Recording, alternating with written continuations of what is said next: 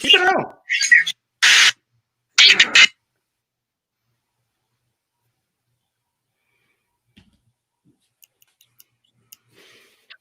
Retro Talk Forum. As y'all can see, this guy.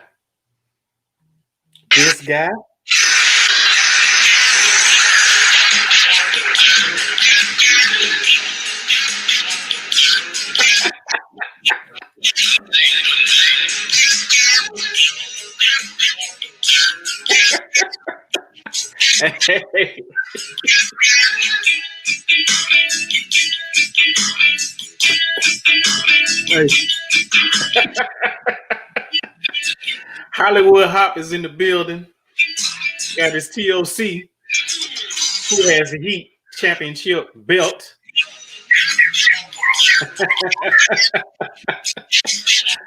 Let me blow you up, man. No pause on that either. Let the people get a good look at that belt, man.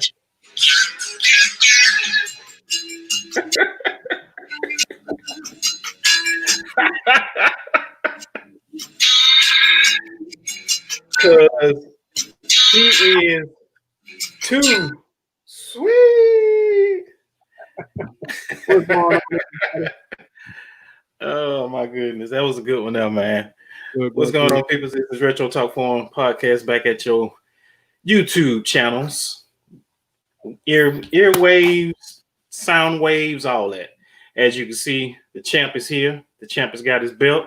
I think he's gonna wear it on the shoulder the whole night. I think he is. No, this thing won't fit on me. I have to wear it. Like keep sliding. I said on your shoulder. Oh yeah. Yeah, I said on your shoulder. You know, like a champ though. Yeah. You know. Yeah. I didn't even know you got that in, man.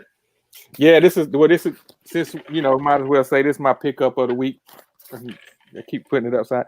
They spray painted TOC on there, Tournament of Champions. You know what I mean? It is what it is. Man, that's what's up right there. Yeah, man. Shout out to E Money, who has the Heat. 313 PM McFly, all them cats over there, E Money.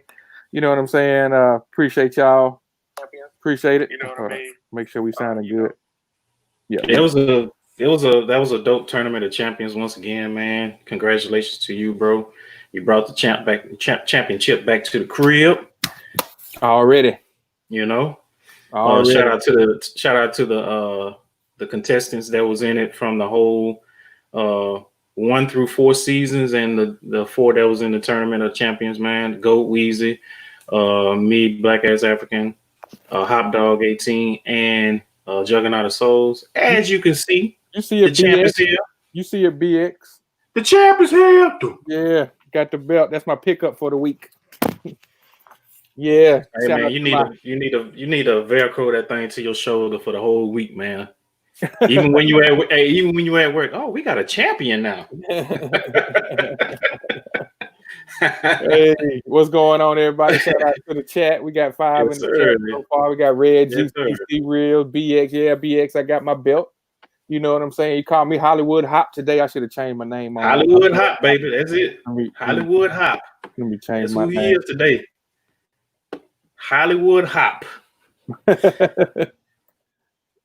Yeah, man. How's everybody Hollywood doing? Hop. How's everybody doing this evening? There we go. Hollywood Hop. Yeah, it is right there. Hey, man, yeah. I'm still tripping off that belt, man. That belt is dope. Bro. Yes, sir. Yeah, man. Shout out to the mature kids in the building. Appreciate y'all coming through. Yeah, shout out to y'all, man. Had a nice little time over there on their side. Had a little tournament of Travis Scott. So appreciate y'all. Yeah, we got through rocking with us. Let me make sure I'm saying his name right. Is it K Live Soul? Am I right? I think that's what it sounds like. That's what it looked like. Yeah, we got Miss DMV in the building. Good evening. I also got my wife, Lady Hop Dog. Good evening, dear. Yeah, man. Hey, Miss Hop Dog. Appreciate everybody piling through. Shout out to the mature kids. They just had a dope show. They had a sneaker battle on there. Type in what the battle was about. Word or hella mature kids, and we got Danny in the building. Q the Queen in the building. Let everybody know what the battle was about. And if you didn't get a chance to check them out, go check out the replay. They got a dope show that they normally come on 7:00 Eastern on Sundays. So yeah, check them out. The Mature Kids, dope show. And also I know Danny, she's been doing tie-dye socks. Check her tie-dye socks out. I think she's doing tie-dye shirts also. And make sure that you check out Word Customs. She's a dope customizer. Facts. You know, both of the ladies doing their thing. You know, we support Black businesses over here. And, you know, just make sure that you guys give them a shout out. Also, Q the Queen, Talking Kick, shouted her out on their show Wednesday. She's got a personal training. She's a personal trainer, and she has a Q. Type in your information in the chat if you can, and let everybody know where they can find you at. I think it's Rip. I don't want to be wrong. So yeah, Q, type your stuff in the chat, please. So yeah, check them out. Check them out. You know, much love to everybody in the chat. Appreciate you guys coming through. So Black, what's going on? Yes, what's going on with you, man? How you feeling today? Man, I was kind of wore out. I got up early this morning, probably about 8:30, somewhere up in there. I just did my whole yard, man, and I had to take me a nap, man. You know, I ain't young like I was before. You know what I'm saying? I get out there and, you know, do the yard, work on a couple calls, and then come back in and, you know, do what I need to do. But man, I did that yard. It wore me out, and it doesn't help that we down here in the South, we got this high humidity that really don't help either. You know what I'm saying? 100 plus humidity. So that don't help either. So, but all in all, man, I'm still blessed to be here. COVID free.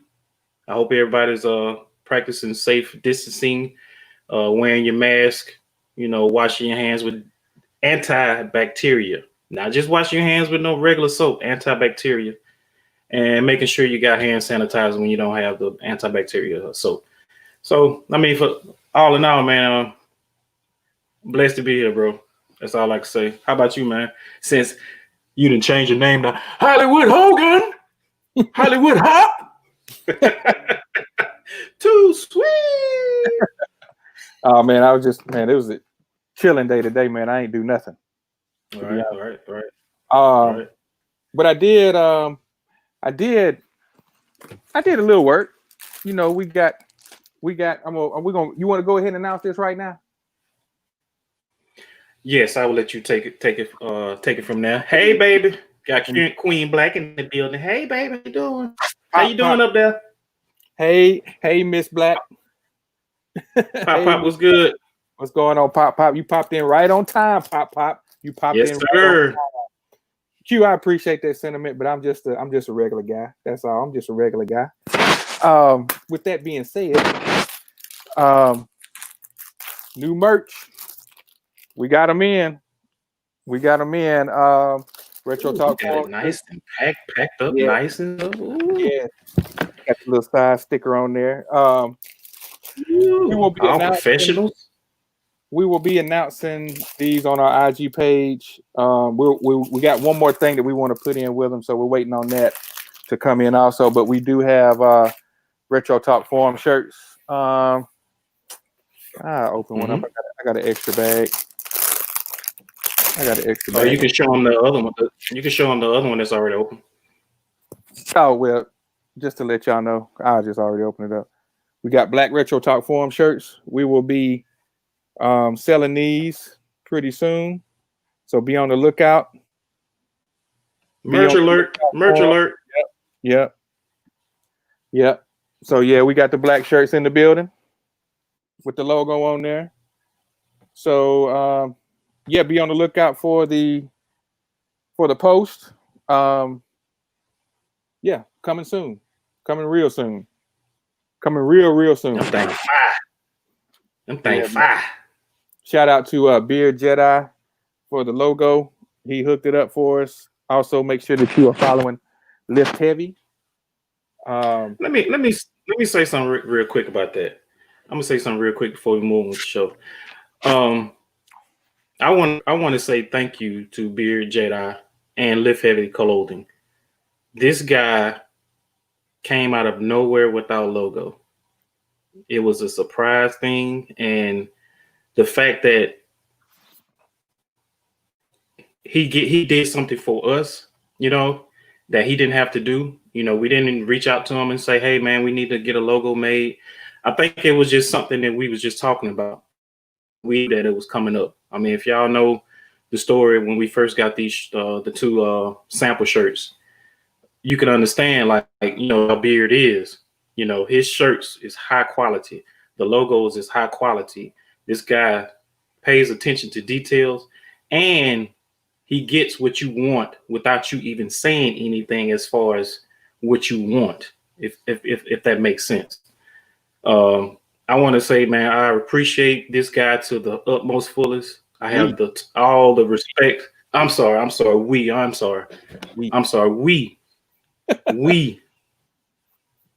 respect this guy to the fullest for all he's done for this podcast. Just making the shirts, giving us the promo code or the discount code to his merch.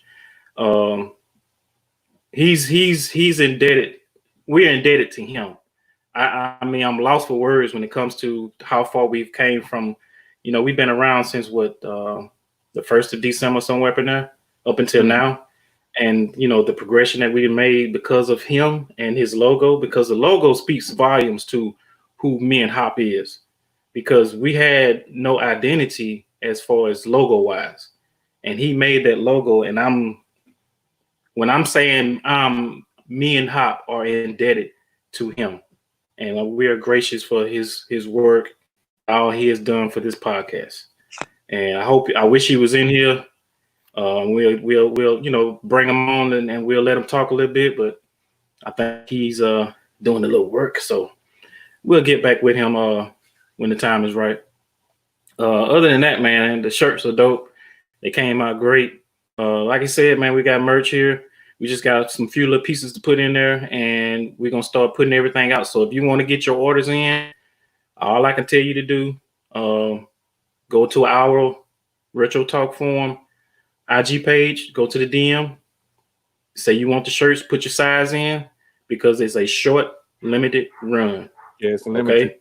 Okay. So when we say these mugs on sale, we don't want, hey man, look, I want to wait till next week now, because once they're gone, they're gone.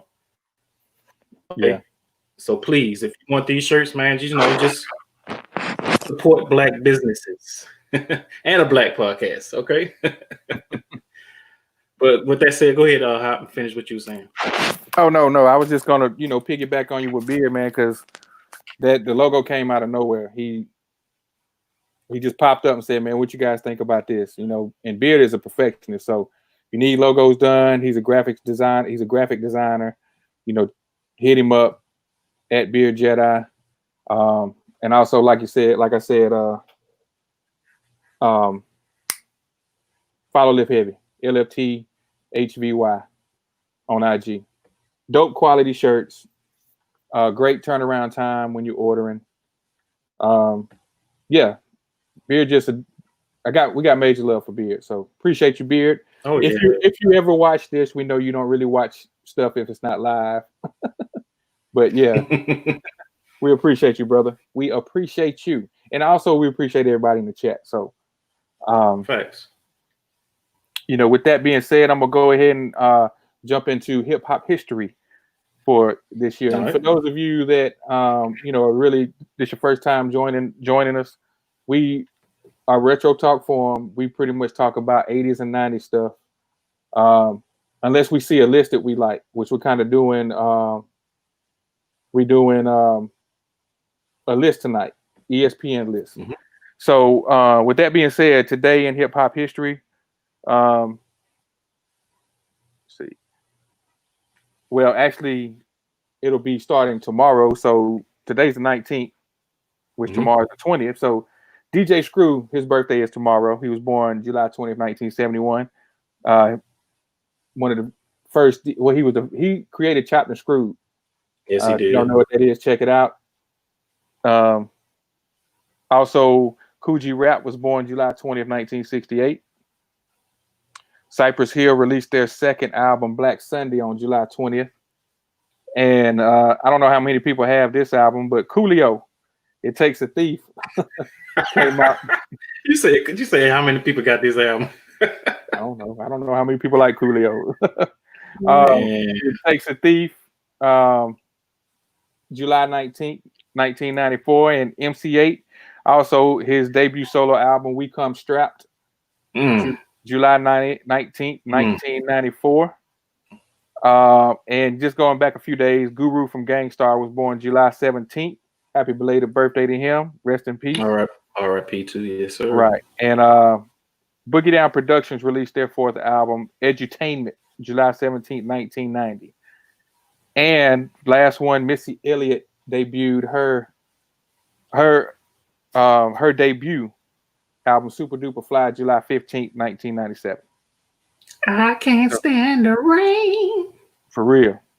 It's my window. All I remember is those glasses she had on, that garbage bag suit that she had on that was ballooned out. That's like the first image every time I think about Missy. Yes. Yeah, had a trash bag on with the fisheye lens. Yes, sir. Yes, sir. Fisheye lens. Yeah, Rice Gold. That MC8 album to me, man, was very underrated and was dope at the same time. I put that in and just let it play, bro. Let it play. Man. Number gems on that thing. Scat Back. What's going on, Scat Pack? What's going on? That's my guy from Alabama representative. Okay, then. He got his own podcast too, man. It's called One Day at a Time, right? I want to say I think it's One Day at a Time. It's a dope podcast, man. He just talks about everyday situations, whether it's political, whatever. You know what I'm saying? He talk about it. So give him a good follow, man. Black Scat Pack on YouTube, and I want to say he's on iTunes with the One Day at a Time podcast. I want to say that's it.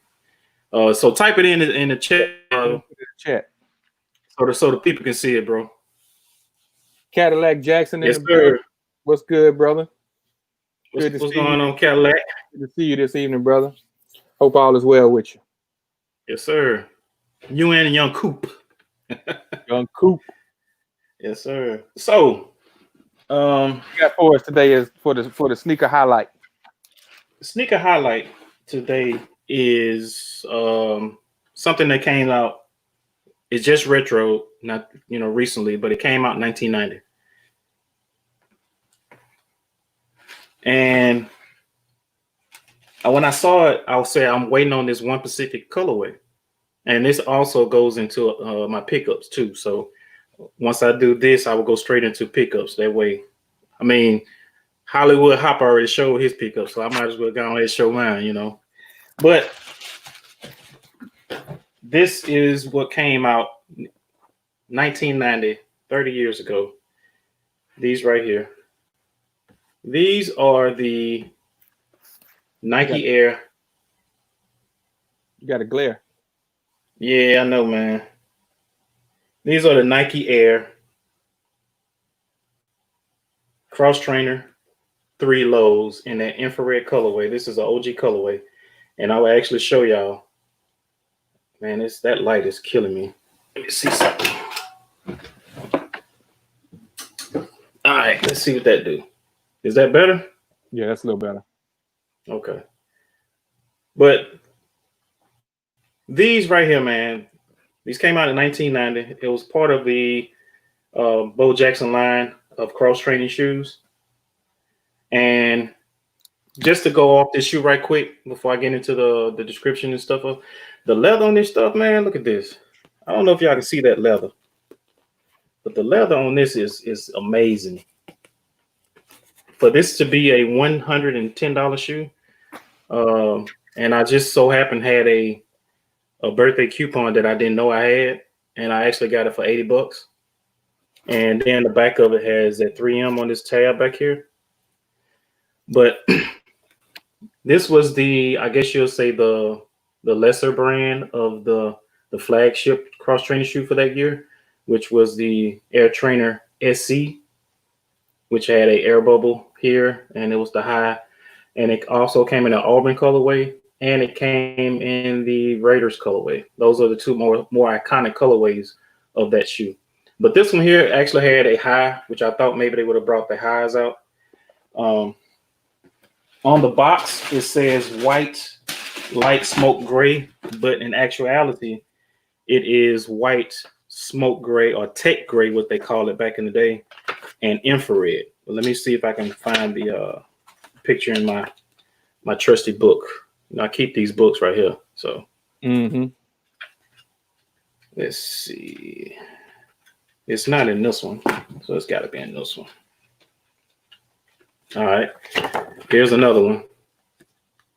That's fall of 1990. Bo Jackson on the front. As you can see, it's got similarities to the flagship cross-training shoe for that year. And let's see. And there it is right there. Right here. So the colors read, actually says white, and infrared back in the day. And it sold for the whopping $68. Wow. I wanted the highs, which are right there. Man, that'd be dope. They brought them out, bro. Yes, and those were 70. Those retail for $2 more. No, 73. My bad. 73. Which this is the men's side right here, and this is the women's side. So to give a brief description of the shoe, let's say it's low top cross training shoe designed for court sports, weight training, aerobics, and light running. Perforated full grain leather upper, multi-port Hydrotech. Has a lace locking system, which is basically this part right here is the lace locking system that they're talking about. Yeah. Let's see, lateral support straps.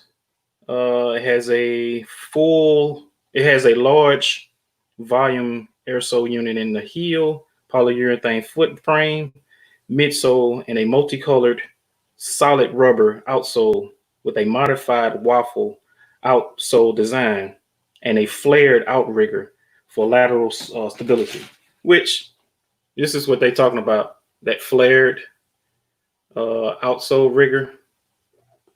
So you won't have rollover. That's the reason why.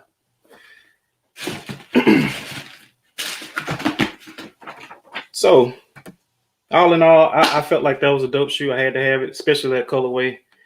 That's just something I wanted because it takes me back to when I was in high school.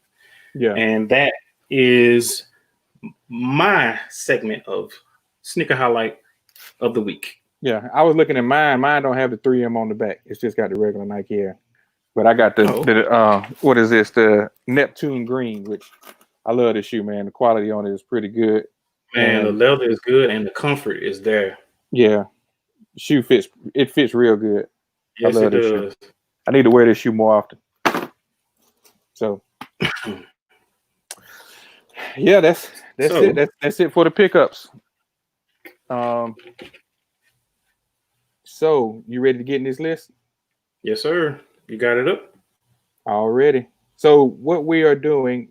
Come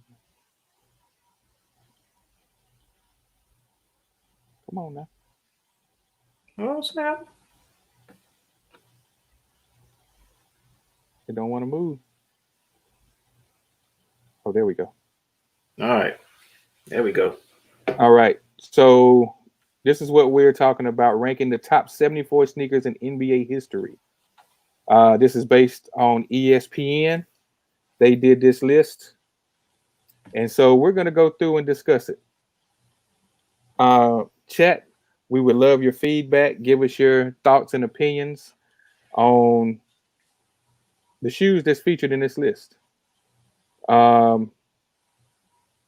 Because this list goes back pretty far.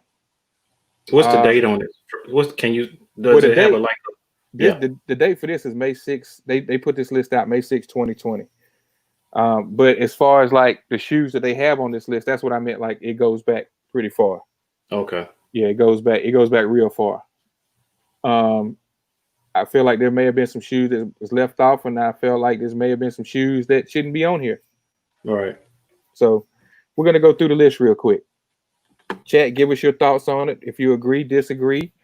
If you had the shoes, or if you have the shoes, let us know if you have them. So they're saying to honor the NBA 74 season, they're looking back at the 74 best basketball sneakers worn throughout the league history. So number 74 is the Nike Adapt BB, which is worn by Jason Tatum. I don't have this shoe, but I would love to see if it's heavy or if it's light, because I'm just wondering with the lights in it, with the lacing system in it, how heavy is this shoe? So, and how good of a basketball shoe is it? The comfort, how's the comfort? So if any of you have it in the chat, let us know and give us your thoughts and opinion on it. I'm surprised this is on here since it just came out last year. Well, it seemed like it made a cut then, because it made that final cut. Right. And I'm wondering on this list, like, are they going by performance based on when it came out, or are they going by looks And the lifestyle appeal of it? Right. Exactly. Well, I mean, with these, the tech was created by Tiffany Beers, longtime Nike employee, and it took her a long time to perfect this technology that she made, this self-lacing technology, man. And for it to finally come on a shoe after seeing the movie, in 1989, Back to the Future 2, I believe so. You're talking about roughly 30 years, man. Not counting the actual mag that came out. What was that when they had that? We had to donate $10, to be put in a drawing for. Was that 2018 or 17? One of them. Yeah, it was a couple of years. I know that. We just say roughly, 30 years, but I never had this shoe in hand, so I can't say, the materials or how lightweight it is or how heavy it is. I wonder, okay, let me ask you this, and then we can move on. I wonder, so what happens if like something breaks on that? Is it a time frame that you take that shoe, that Nike would take that shoe back, or once you buy it, it's yours? You know what I mean? Yeah, I know Nike used to, I think they do it now for a year. They used to send it back like 3 years, wasn't it? Back in the day, it was 3 years. Yeah. So. Exactly. So this is number 74. I don't know if this should have been on the list or not. Nah, I mean, maybe for the gimmick. I'm guessing that's what they're doing it for. No, I mean, not the gimmick, but the technology, I guess. Right. Because it sure didn't lace up as fast as Marty McFly shoes did. That was exactly. This one sound like a crane. For real. For real. So number 73, the Under Armour Curry 4. This looks like a good performance basketball shoe. Yeah, aesthetically, as far as street appeal, or nah.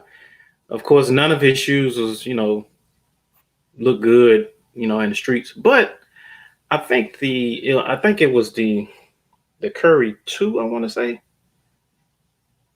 Now that one there kind of looked, probably like the best one in my opinion. I think it's the Curry 2 though, but I mean, as far as basketball shoes, I'm pretty sure it's a lightweight shoe, and I'm pretty sure it performs because he was with Nike before, and he was always busting up his ankles. Now he get with Under Armour. I haven't heard of any kind of ankle injury that he had since he's been with him. So if it works, right? True. Pop said Curry 4 good for jump shooters, not big men. Too light. I can believe that. Because it looks like a hybrid shoe, for slashers, for a guard. Yeah, let Zion Williamson get in that shoe and see what happens.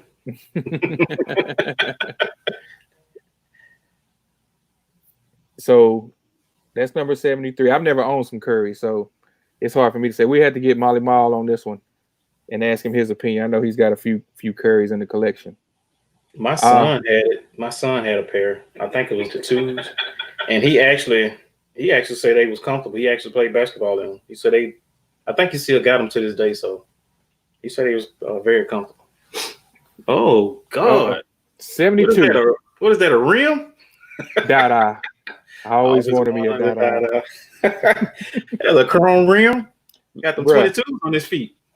I don't know if anybody remembers I remember when this shoe came out, and looking at it from him playing ball in it, it looks like some aluminum foil that got wrinkled up.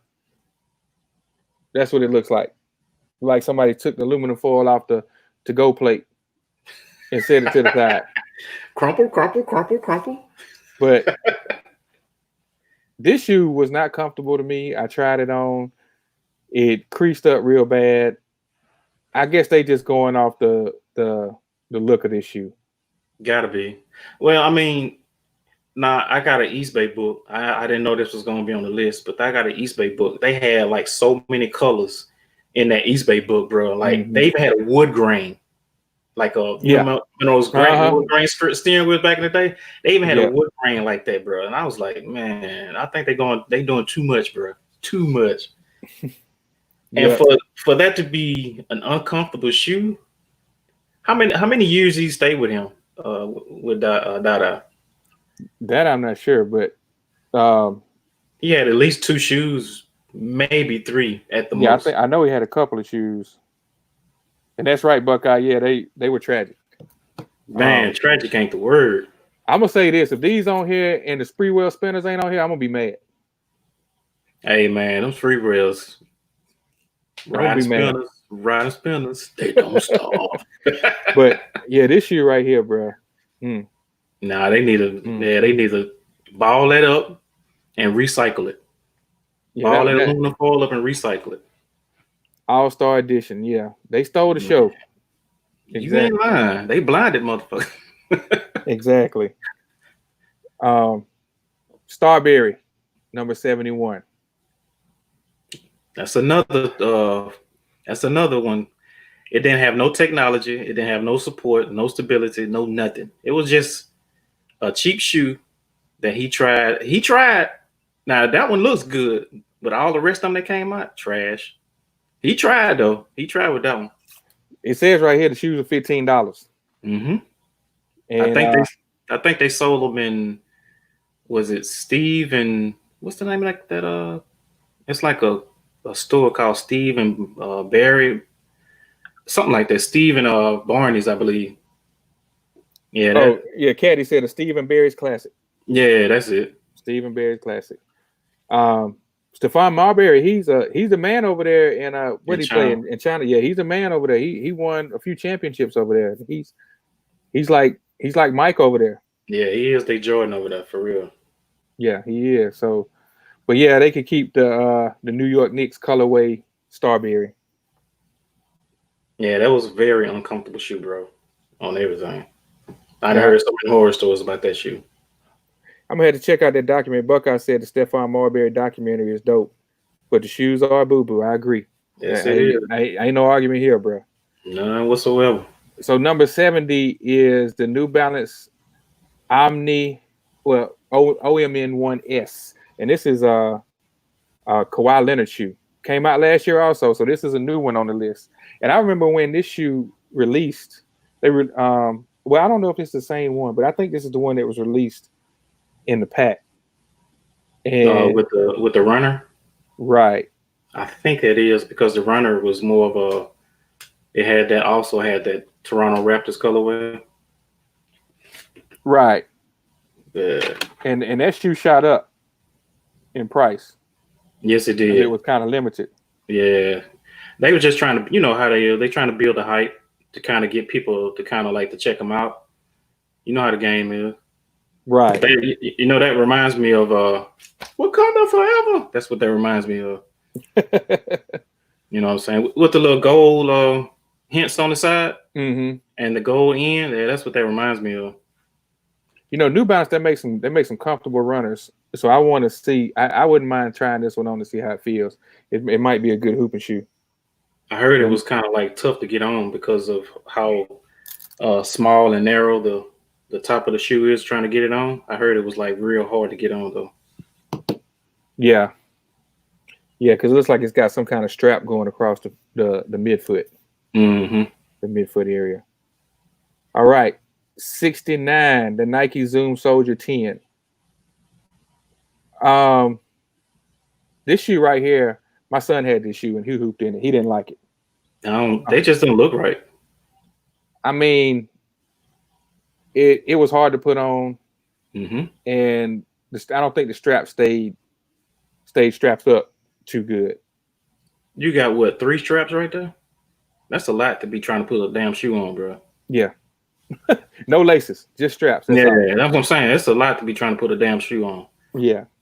But like it says here, it was remembered by the shoe that he wore when they came back 3-1 in the 2016 finals. Yeah. Oh, okay. Yeah. Because Kyrie had the black and gold ones like that too, didn't he? Mm-hmm.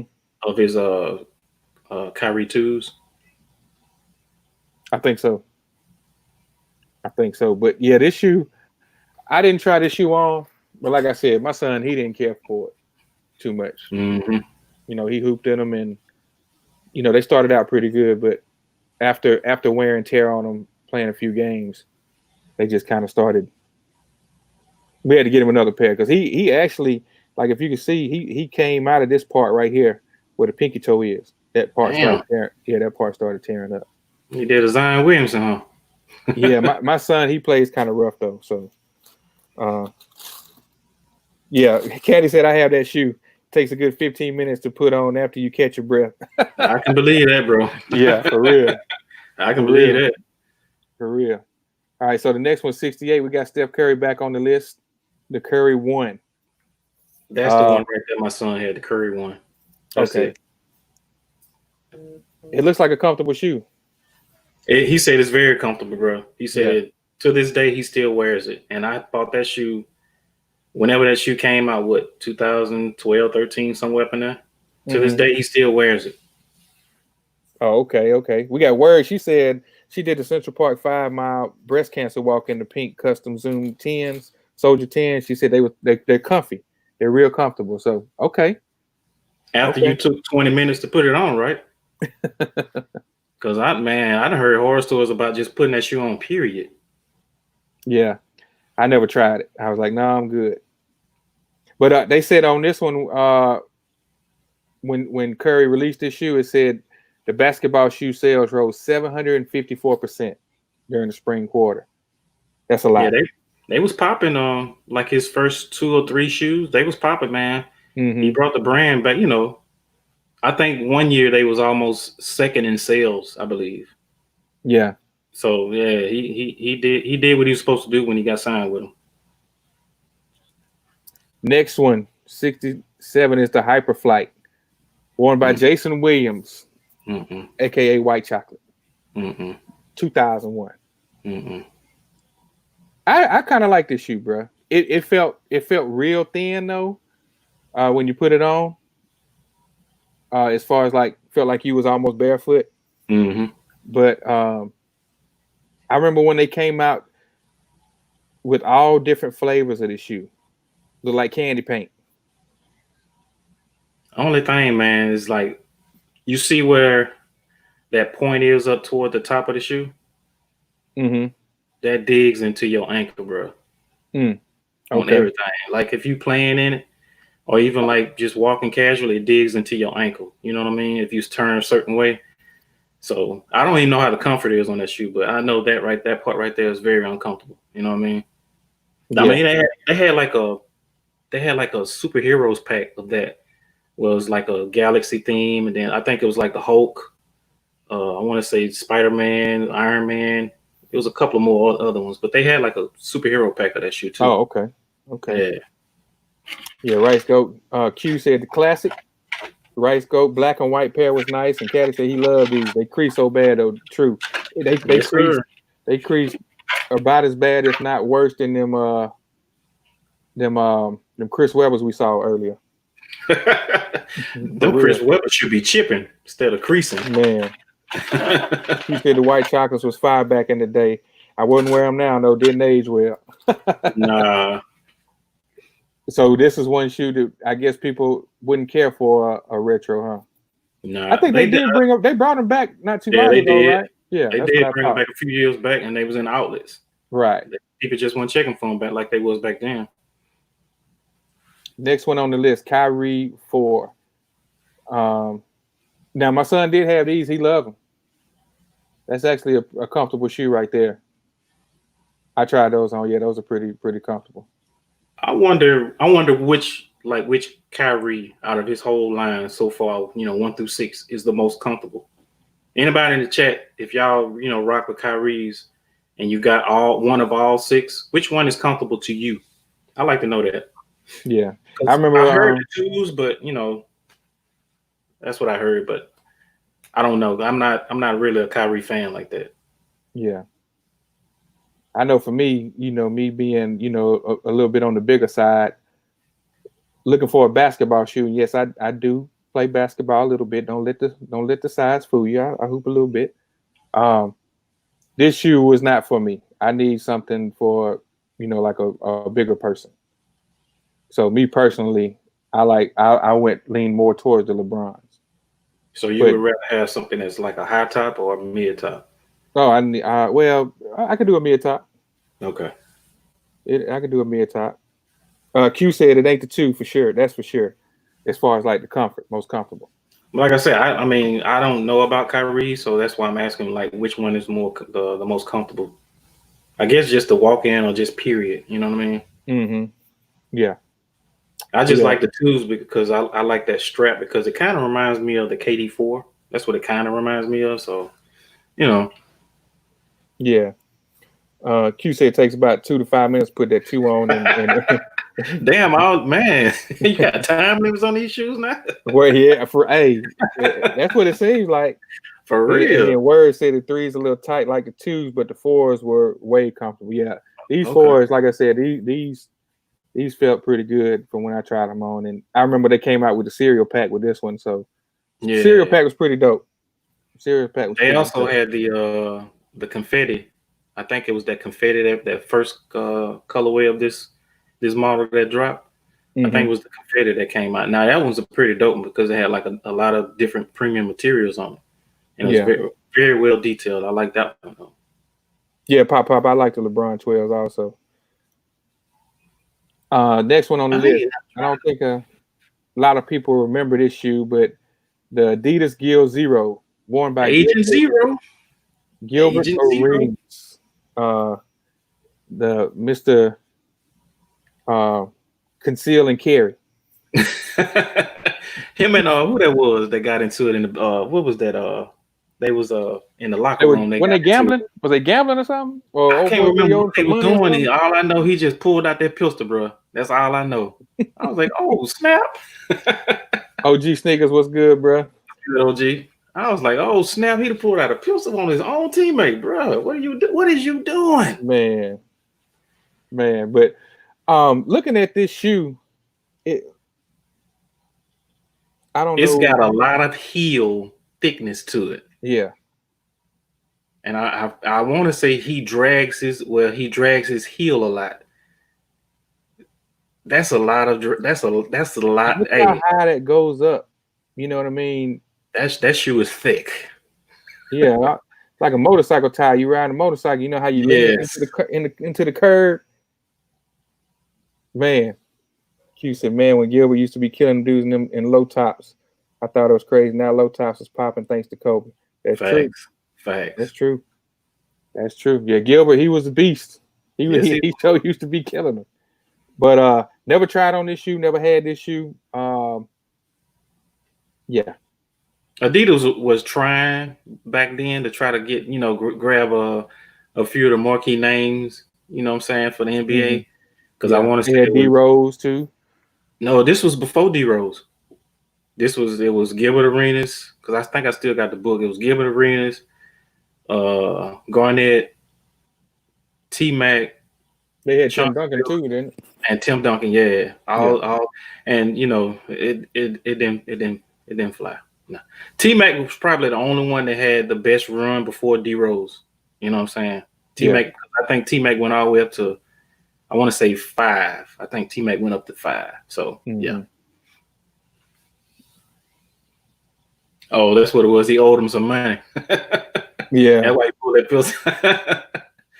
God damn, boy, he a straight G. She said them joints was fire to her. She said she was checking for Chauncey Billups kicks back then though. Mm-hmm. Oh yeah. The next one is the Nike PG1, won by Paul George. Okay, let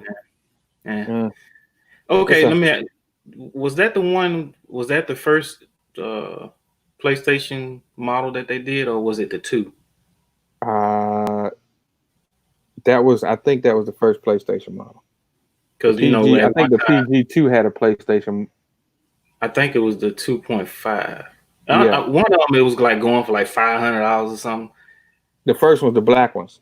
Yeah, the black ones. Yeah, because the gray ones, you know, the gray ones ain't, you know, they all right, but you know, yeah. You still got a pair of Chauncey's. Okay, then. That's what's up. Shoe pick. For real. That'll be different. This shoe right here, Q said it was the 2. Okay, with the PlayStation. Oh, okay. I couldn't get with this shoe. And the second one was 2.5. That's right, Q. That's right. I had the gray one, the 2.5. I wanted the black one. Yeah, 2, but yeah, I couldn't get it. But this shoe right here, I really wasn't feeling this shoe. To me, this shoe ran narrow. Yeah, well, Pop said it. Say you got to size up. Yep. OG said he tried to support him, but PG's tight. They run narrow. That's what I heard. A lot of people saying they run tight as hell. Yeah. You got a fat feet, you out of luck. Yeah, you cut your circulation off. Man. You got that foot dangling. Man, my shit sleep. Ain't it, man? All right. Number 63. You know, a lot of younger people say this is the Billy Hoyle. But David Robinson's to me, which me personally, for the technology back then, I feel like this probably should have been higher on the list. What number is that? 63. Damn, man, they disrespecting that shoe, bro. Yeah. I mean, right now, of course, it's stiff, but this was made for a big man. Big man only, yeah. I don't see how Billy Hoyle got away with it though. That's a pinky toe killer. You ain't lying. Oh, we got Beard Jedi in the building. What's going on, Beard? What's cracking, Beard? Welcome. Like when they came out in 2014, man, I actually got mine from I got mine early from Taiwan, which is the Spurs colorway, that black one. But when they started doing that synthetic leather, that stiff leather right there, bro, it's like, man, you can't wear that shoe for no more than 2 hours, bro. That's it. You know, and you definitely got to go up a half size to a whole size. Yes. Because your pinky toe will be like, bruh. That mother be screaming, ah! Get me out of here. Lady Hot Dog said, I absolutely hate these shoes. So? What? That's blasphemy. Come on, now. Yeah, she hate when I put them on. Do they come Welcome back, Biggs. No. They don't call them space boots, but I like them. I think they fine. I think they fine. So yeah. Me personally, I feel like this should have been up there a little bit higher on the list for the pump. The bladder on the side is definitely a shin guard, high top. Very. You know what I mean? But it's a dope good for soccer. It's a dope shoe. It's a dope shoe. Yes, sir. Now we coming to yours and Fat Boy Snack. Shout out to Throwback Kings. I got a quick story about that, bro. I'm in high school and I bought the all blue suede pair like that. My cousin used to stay in Pennsylvania, and she sent me a pair down. So when I wore them to school, this how I did it though. This how I did it. I had my my overalls on. You know what I'm saying? One shoulder off, and I go into the lunchroom, and this dude, he had like some all suede red Fila boots. So he wanted to do like a sneaker battle, right? So we got a crowd around us or whatever, you know what I mean? And he said, all right, let's put our shoes up on the table and everybody judge.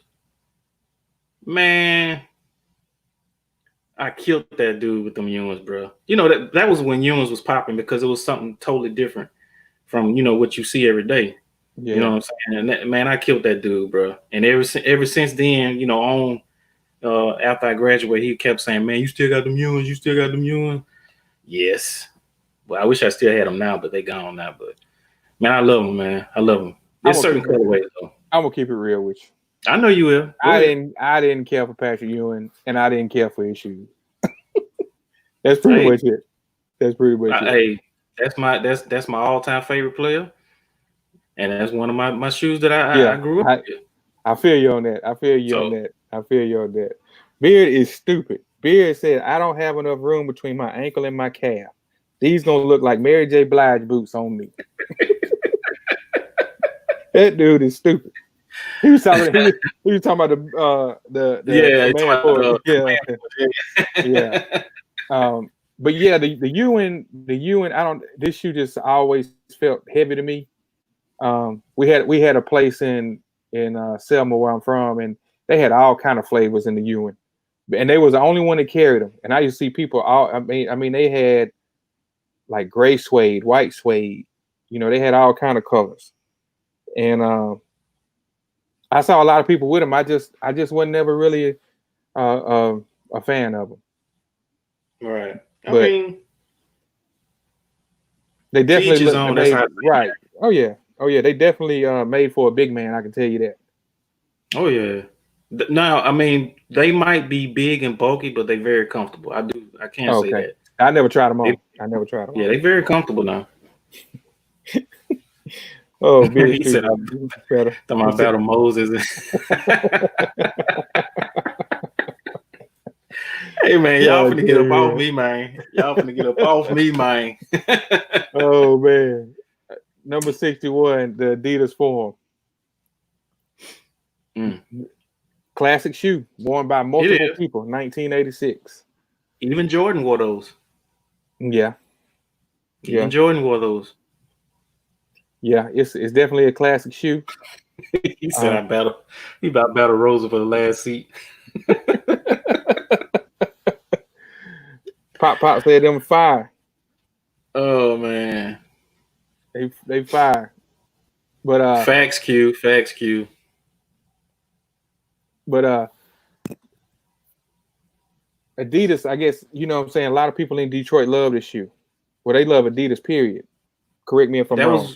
That was one of the staples back then. But top 10 is pretty much the upper echelon of Adidas in Detroit, in my opinion. Yeah. So yeah, they say this one was over $100 in an era when triple-digit sneakers were a rarity. So this is one of the first ones that got up to 100. Still a classic. I don't think you would want to hoop in it today. No, it's a very heavy shoe now. It's like that Ewing is real big and bulky, especially by them actually taking that one back to the OG, because the recent the retros before this one here was like, it was almost like a mid top, and this one here is a true high top now. So yeah. Next on the list, number 60 is yes sir. Now correct me if I'm wrong. This is one of your favorites right here, right? Yes sir. The Adidas Mutombo celebrated his African heritage. Launched in the 90s during the resurgence of African music and art. Made for one of the more unique and detailed sneakers the brand has ever released. This is a fire colorway. I never owned some Mutombos. I never owned them, but I do like this shoe. With this one here, bro, to me, it's I think this is when Air Raid was kind of biting off that shoe right there when they did their Urban Jungle. Yeah. because that's, to me, that's like the one of the most culturally driven shoes that you can find. You know what I mean? Mm-hmm. When they made that shoe, they made that strictly for Africa. You can see all the colors, the red, like old boy said, the red, the black, the green with the key. Mm-hmm. Sissy, that's everything. That personifies the whole African continent, period. Not just, I think he's from Congo, but that just, to me, that just the whole continent of Africa, bro. In that shoe, in my opinion. Yeah. Dope shoe. I love that shoe, bro. Love it. When's the last time they brought this shoe back out? Did they retro this shoe? 2014. They had a pop-up shop in New Orleans for All-Star game. Mm-hmm. And Mutombo was down there. He was doing signings for the shoes, and that's when that shoe came out. It was kind of limited, and I'm glad I got me a pair. I didn't get my pair from that pop up, but I ended up getting it a little later. But I'm glad I got it, and I'm not letting that shoe go. Rice Goat wanted to know, was that Mutombo's rookie shoe? Yes. Okay. Yes, because they came out with a Mutombo 2, which was more sleeker. But it doesn't rival that shoe because the colors just pop. You know, it screams motherland. And the Mutombo 2 doesn't. They tried with the Mutombo 2, but it didn't work for me anyway. Like I said, man, that shoe that dope as hell, bro. Number 59. That's right, Beard. X-Clan. That's right. The Nike Kyrie 1. Now, see, this shoe kind of reminds me of the 4. The one that we just saw earlier. Yeah, the 4 is a little bit higher. Yeah, it does. The shape of it does do. Yeah, it does. Yeah. And you know, with the sole and the midsole. I'm never had this shoe. Like I said, I'm not really a Kyrie. I'm not big on Kyrie, so I can care less about that shoe. Yeah. Next. So, my bad, bro. No, you good. My bad. 58, the Jordan 20. Now I will say this: I used to hoop in this shoe. I did not know how that strap was going to be, but you take this piece right here and you put it up there, and it didn't. I mean, you definitely had to have some socks so the strap wouldn't, fall down. Yeah. Oh yeah, that too. Rub your ankles to death. But this shoe right here was a comfortable shoe to hoop in. Facts. This shoe was a comfortable shoe to hoop in. It fit snug on your foot.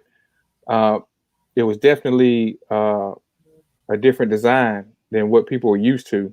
And I think Tinker came back for this shoe, right? Yeah, he did. Yeah, he came back for the 20. He did. The laser etching told the stories inside this right here on the strap. He always has like little details that tell different stories in his shoe. Yeah, that's when they first started doing lasering on shoes and stuff. Yeah, and I think they took a chance, and to me, it worked. You know what I mean? Mm-hmm.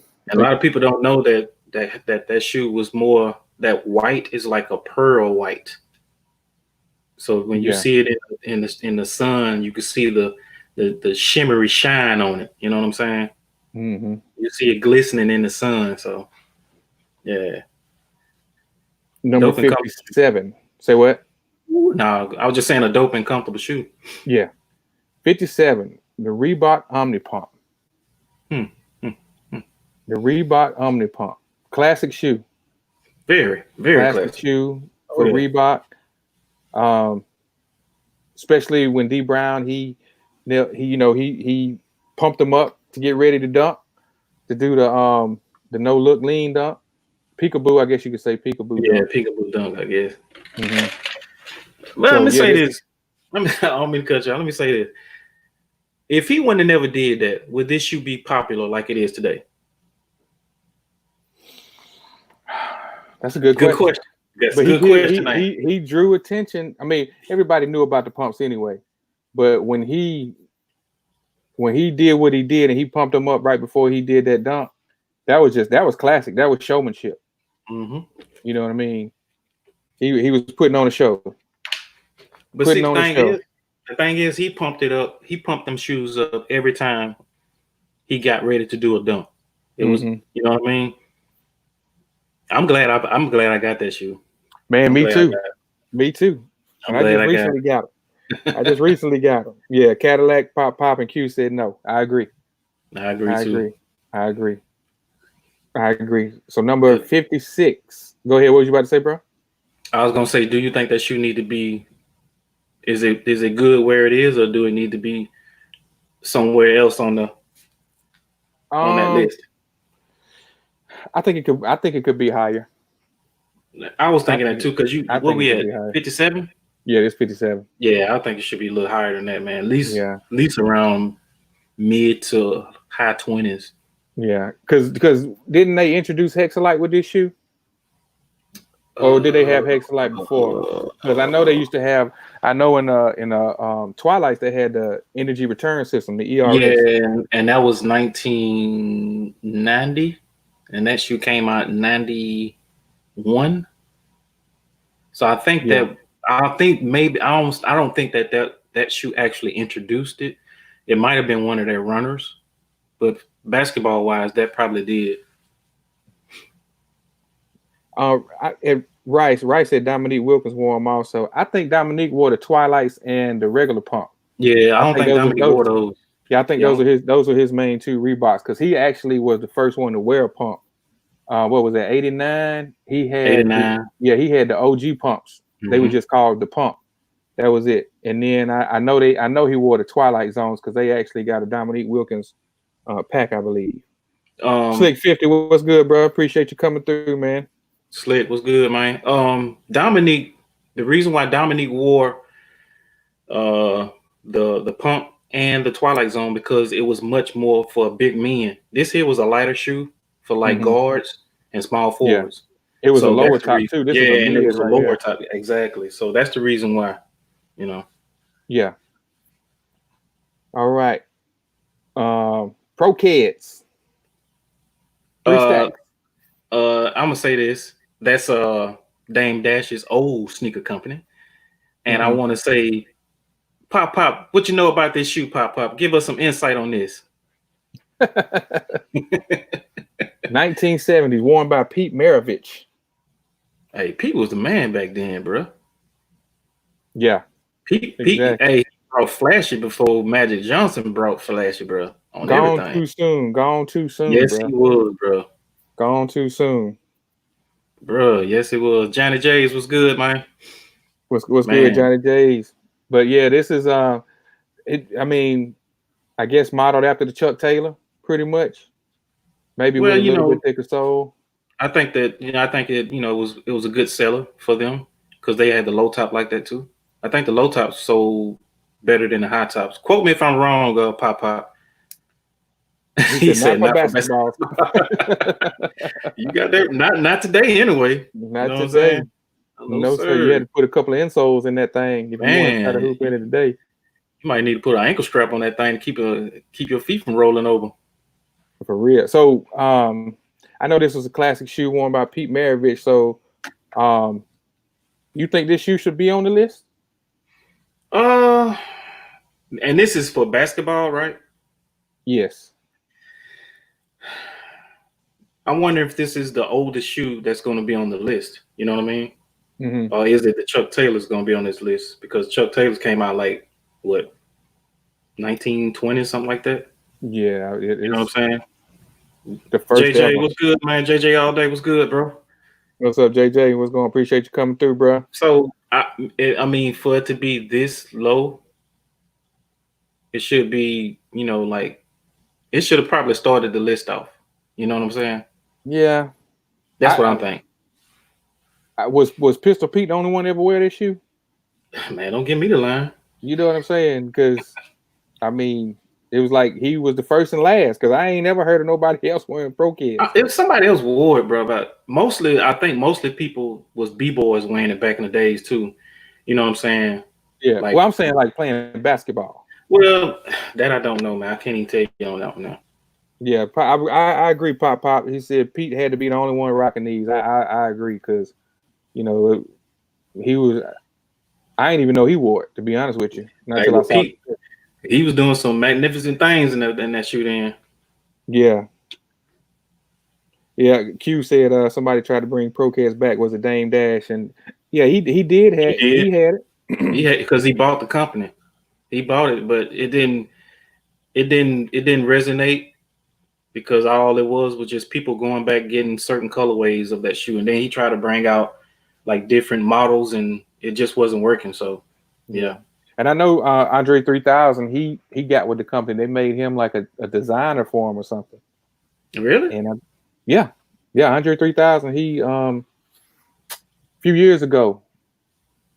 I want to say I can't remember. He was like a marketing designer for him or something. I'm gonna have to look it up. But I know he was involved with Pro-Keds. I know he did Treetrons. That may have been what it is. He had his own signature shoes. That's what it was. That's what it was. I got them things. That was like $300. I was wrong. You're right. No, I'm just saying that's the only thing I remember. I didn't know. I didn't know if he was with Pro-Keds or not.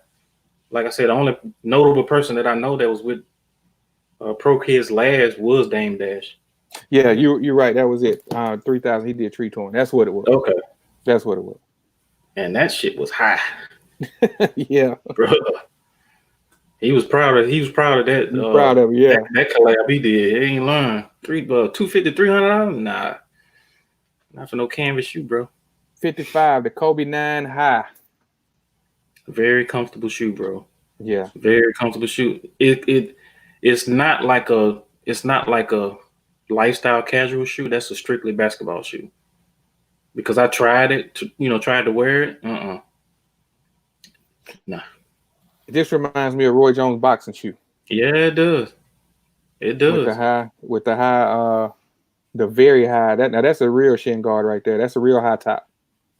And the tongue actually goes up higher on that. You know what I'm saying? If you pull it up, it goes up a little higher than that, the way they're showing on that picture. Right.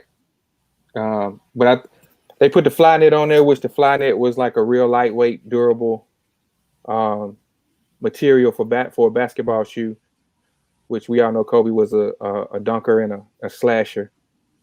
And they brought this shoe out after his torn Achilles. Yeah, because he tore his Achilles with the 8s, the low tops. Right. Matter of fact, I think if you look on the back, those notches that's on the back supposed to represent his Achilles. His torn Achilles. It's like 5 notches on the back. At first, I thought it was for his 5 championships, but then I was like, well, hell, it's a high top shoe. You know what I'm saying? So maybe that's what they was doing, is just doing the notches for his Achilles. And also, man, the tech in that, it's not like Zoom or it's not like a Airsoul unit. It's Lunarlon, and that insole is about this thick, bro. And you talking about comfortable? You can walk in it all day, bro. No problems. Yeah. That's a good. I remember they had the shoe called the Lunar Glide. They had that Lunarlon technology in it. That was a comfortable shoe, and very lightweight at that too. You know what I'm talking about? Rest in peace, Kobe. Facts. Number 54 is the Reebok Answer 1. I don't know how I feel about that shoe, bro. I mean, I like it, but I don't like it. I remember I worked at Hibbett Sports, and they gave us a free pair of these, and I had the red and white ones. And they was a little stiff, but the DMX technology in the sole was off the chain. I think that's what I like about it, is the cushioning system, but the looks of the shoe, it kind of reminds me of a low top futuristic Question. Because I'm looking at how the little gold hints on the side of the midsole. So on the Question, it looks like it has that little hexalite on it. Yeah. And then you got the Reebok Vector right there on the side, and you had the Reebok Vector on the side of the Questions, but I just didn't like how the lacing, it looked like the lacing, like if you pull that shoe real tight, it seemed like that the whole lacing cover or whatever that is, it will fold in like that. And it just didn't look right. But the comfort, was there. This was definitely different from his first shoe, the Question. Very, very. You know what I mean? It was very different. And because I think the first one, the Question, that was really modeled after the Jordan 11. It took a lot of cues from the Jordan 11. So what would this be modeled after? A monster truck. What's the inspiration for this shoe? A monster truck. Goddamn Bigfoot in the house. Man, A I grave mean, digger. looking at the sole, it looks more rugged. It looks more rugged because Man, all which terrain. I know it has to be a lot more rugged than the runners because I remember the runners. I had the runners and it was I way had more those too. smoother. You know what I Oh yeah. mean? And going from that to this, and then the sleekness of the question and going to this, this looks more rugged. It, The question looked a lot more sleek. to me, it looked like they was confused. They didn't know which direction they wanted to go in. Yeah, but like I said, that DMX was comfortable though. Oh yeah, it was on. That was like top 3 technology as far as cushioning system at the time. Because now they ain't making them right like they used to, bro. So Yeah, I agree. Q said, yeah, they fun to wear. They can take some wears. So we got, oh man, number 53, Adidas the Kobe. Huh. People hate on this shoe though. Did you wear this shoe? Did you try this shoe on? Who, me? Yeah. Nah, never tried it on. Man, I did when they first came out because I remember working at the shoe store. Matter of fact, I was down there in Mobile working, and that's when this shoe came out. And I remember they were selling so bad that they said they'll give us $10 for every shoe, every one of those shoes that we would sell. Yeah, I must had a hell of a damn stock room full on then. Yeah, wasn't nobody really feeling them. I mean, it was a heavy shoe. It was stiff. It was very different. What colorway did y'all have? The silver ones. They were silver. Okay. Oh, the silver and black one. Yeah. Yeah. Yeah, the silver ones. But I don't even know if this shoe should be on here. You know what I'm saying? It should be up in toward the 60s. What is that? Is that 53? I'm guessing. Yeah, What's 53. That? The number Yeah, 53. Yeah, 53. Yeah. It should be like high 60s. Like I said, man, before I said, Kobe got some nice shoes. Some of his shoes are good, but most of them, the looks of them are not there. But I'm pretty sure the technology, as far as playing basketball, is there. But looks wise, nah. You know what I'm saying? Yeah. Yeah, it was based. I thought the other one that's made like a moon boot was based off Audi TT caddy, not this one. I think this is the same one. No, it was I think it was the Kobe 2. It was like it had like a shroud over it. It looked like a moon boot or a moon shoe, and it had like his silhouette of his head on the back of it, because that's when he had the fro back then. Yeah, well, I know this one got the silhouette of his head right here on the side. I never noticed that. Yeah, you can see where see the area is. Yeah, I never noticed that, but I know I think it's the Kobe 2. It had the silhouette on the back. Yeah. Pop said, "We love you, Kobe, but not these." I agree. Facts. Number 52, the LeBron 15. I'm gonna keep it real with you. This is my favorite LeBron. This is my favorite LeBron. This is my favorite LeBron right here. Now I hooped in these shoes, and bruh, I love these shoes. That the air system in it, the zoom too.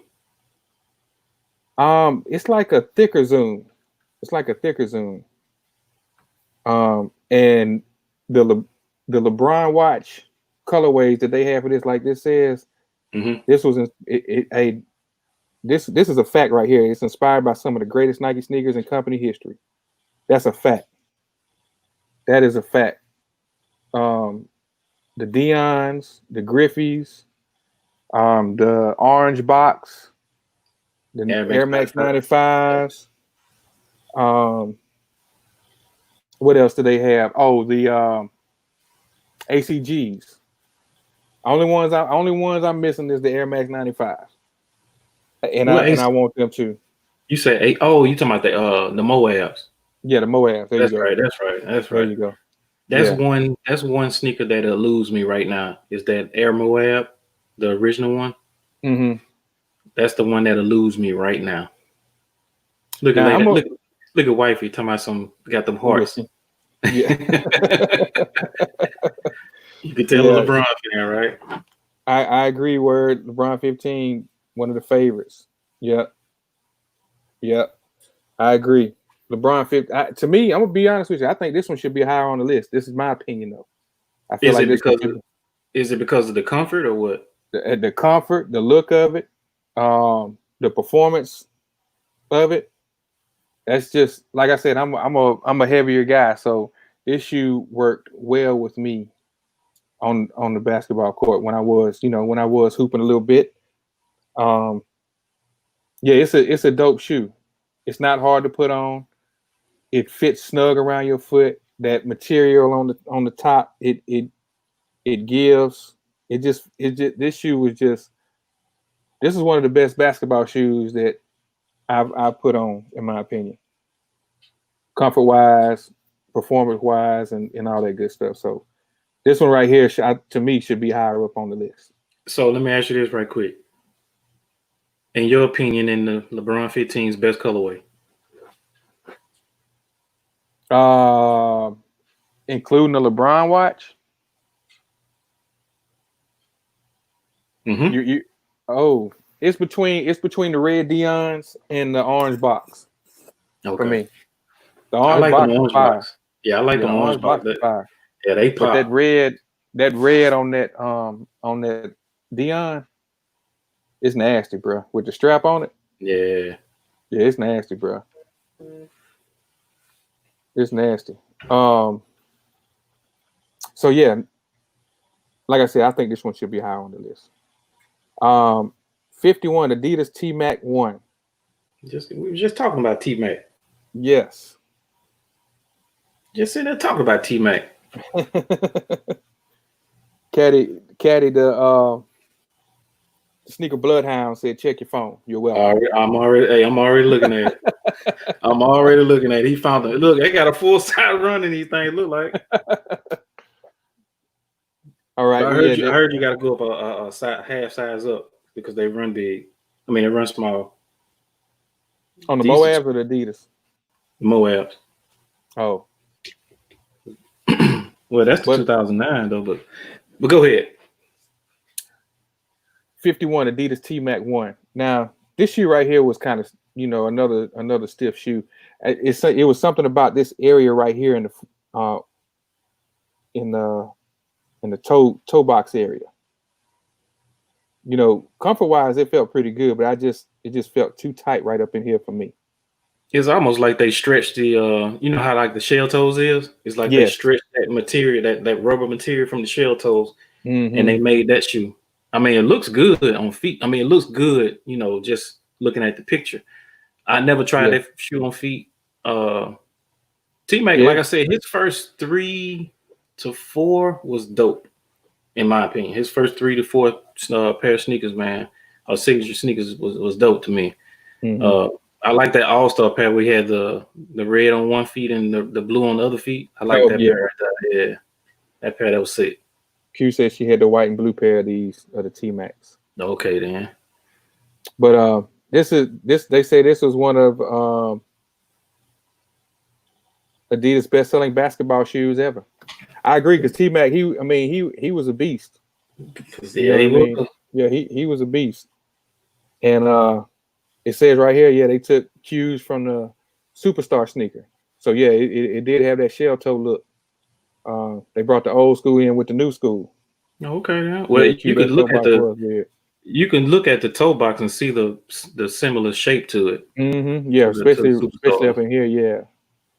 Yeah, up in this area. Mm-hmm. Here we go, number 50, the Reebok Pump. Yep. Yeah, now this was the one that Dominique introduced, worn by Dominique Wilkins, 1989. Yes. He introduced this shoe, and I'll tell you one thing. I'm glad to have this in my collection. So that's right. Slick 50 T-Mac was that guy. He was especially when he got to Houston, but he could never get over the hump. He could never get to the West Finals, bro. He could never get out the first round. So yeah, but these right here, bro. Yeah, bro. The pump launched a new era of technology for Reebok and copycat brands to follow. That sounds like a shot to me.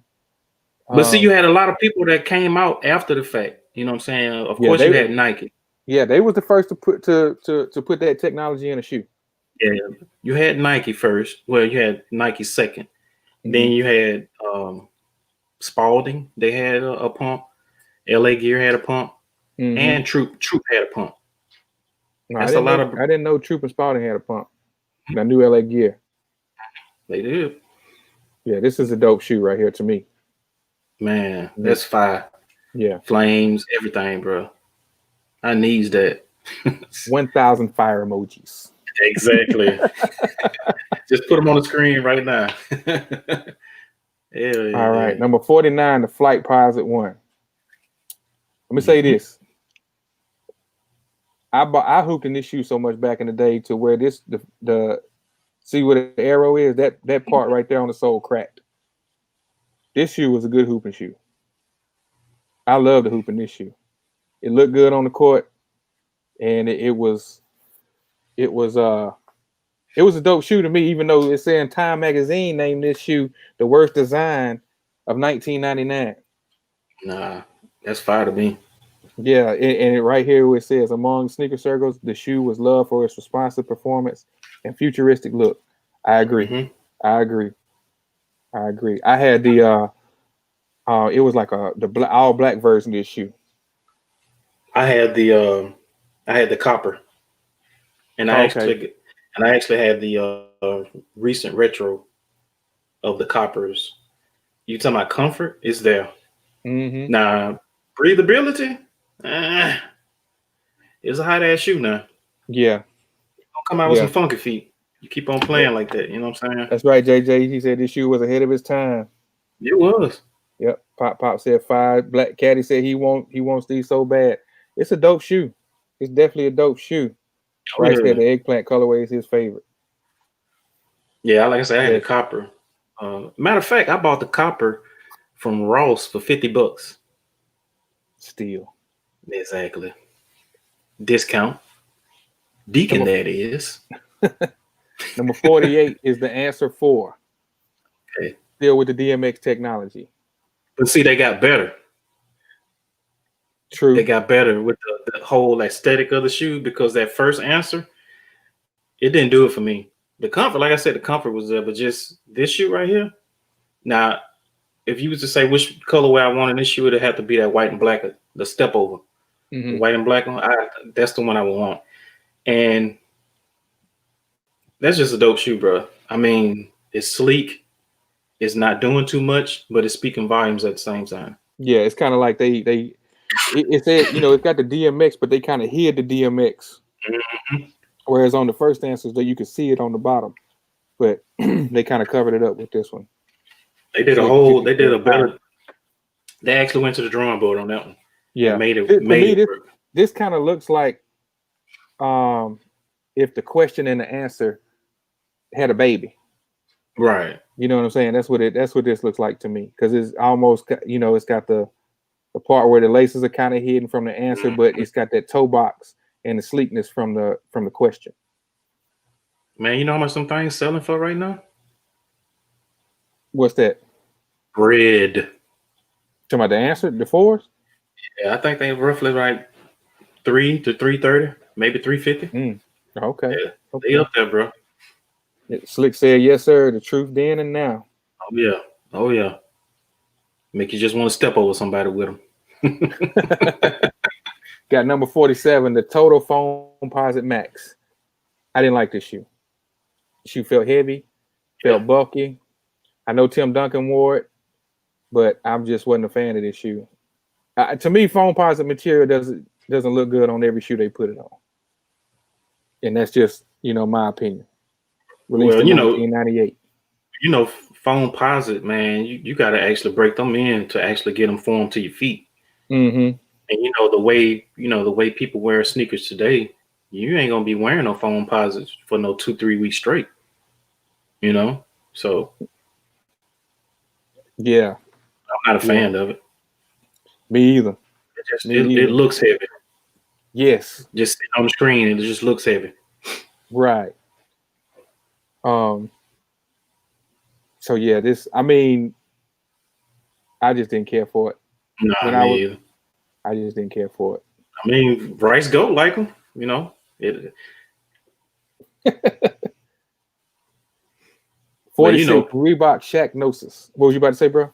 I was going to say, Pop said he loved the phones. I mean, you know, that's a DMV, you know, type thing. You know, I'm just not it's certain phones that I like. You know what I'm saying? Like that Flight Posit one. That's one. You know what I'm saying? I like that one because I had it. Like the regular phone Posit ones, the original Orlando colorway. I love that one. Yeah. It's just certain ones, you know, the Gone Fishings because of the details of the fish scale and it's just certain ones I like, man. But I can't rock with all of them, man. Yeah.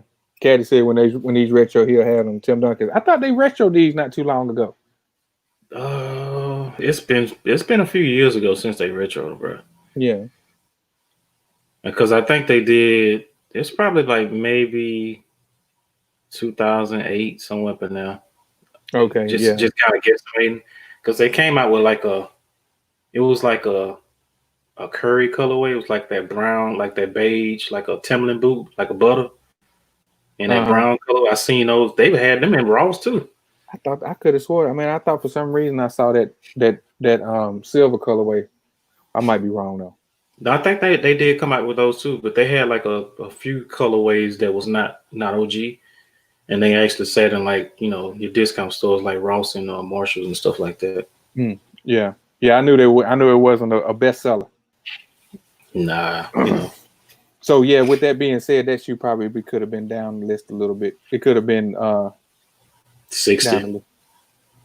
Yeah, somewhere along in there. The Reebok Shaq Gnosis. What you think about this shoe, bro? I'm dizzy. Hypnotized. Exactly. I mean, you know what they did for Shaq for that shoe?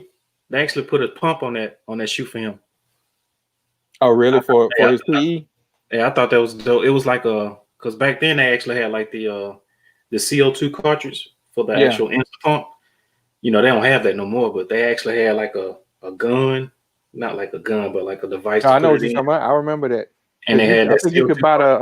You could buy they had refills for sale. Refills. Yeah. But I mean, as far as the shoe, I mean, I like it, but it's not like my favorite Shaq. It's only the only Shaqs that I like is the Shaq one. That's it. That's basically it. I mean, these they okay, but I like the Shaq ones better. Yeah, I see they brought out the yellow and black colorway of these Dominions. Yeah, they can have them. Yeah, it wasn't bad. I thought they was Bruce Lee's at first. Now the Minions. Nah, they can have Minions. I can't. Nah. Q said the Shaq Gnosis actually looks better now than it did back in the day. To me, the design was kind of ahead of its time. You know what I'm saying? Mm-hmm. 45, the Flight Huaraches. Classic. Fab Five. Duke played in these? Mm-hmm. Christian Laettner had a pair. I remember the Fab Five, you know what I mean, cutting up in them.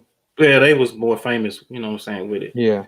They was rock stars in college, you know what I'm saying? Yeah, exactly. This is a dope shoe, classic colorway. Oh, yeah. Classic colorway. Still got mine in a box. Worn by, I don't remember Scottie Pippen wore this shoe because it's saying worn by Scottie Pippen. He wore it. It wasn't like his signature shoe because it's a flight. You know, all his shoes are flight. And they call this a Huarache flight, so he did wear it. All right, going up. Number 44, Nike Shox BB4.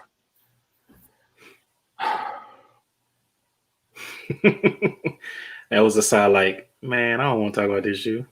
I mean, I had this shoe back in the day. It was decent. I think the Shox thing, you know, everybody was going after the look of the Shox.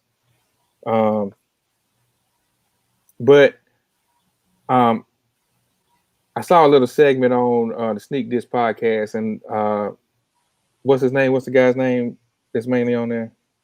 Shout out to Greg. Yeah, Greg. Sneak This podcast, man. If y'all don't check them out, man, go ahead and check them out, man. That's a dope podcast, man. They have a lot of top tens. So if you're not, tuned into them, man, make sure y'all tune into them guys, bro.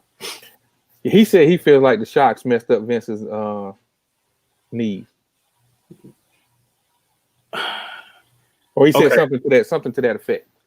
I'm gonna say this. I agree with Lady Hot Dog. Move on to the next one. But I'm gonna say this. I had a pair of Shocks, and no. The runners wasn't bad. I had a pair of runners, and it's night and day between an Air Max and a Shock. Oh yeah. The Shock, nah. And then they did Ken Griffey, like his later shoes, when he went to the Cincinnati Reds. They did all his shoes in Shock, and that's I don't know. Nah, moving on. 43. Here you go, bro. The Converse weapon. They should have had a real weapon on there, not that bullshit. Yeah. That ain't no weapon. Shit. That's a 2010 weapon. It touched the nerve right there, didn't it? Yeah, it did. Yeah. Hey, look, like old Della Reese got me all tuned up to see some damn weapons. That sure ain't the same one that they had the rap commercial on. Where they were showing they did like a retro of that shoe a couple of years ago, but it was like a Japan release. And like it came in like the retro box how it came back in the day, but it's just like a different label. And like if you was to go search for that shoe, because they came out with the Boston Celtic colorway, which is that black and white, and then they had the Lakers. Man, them things going for like $600-700, bro. Oh, really? Yes. $600-700 easy. Yeah, I agree with you. They should have had a better what do you call it? Display shoe. They should have better display. Yeah, they should have had a better picture than that one now. And number 42, the Nike Shake Indestruct, worn by the Worm, Dennis Rodman.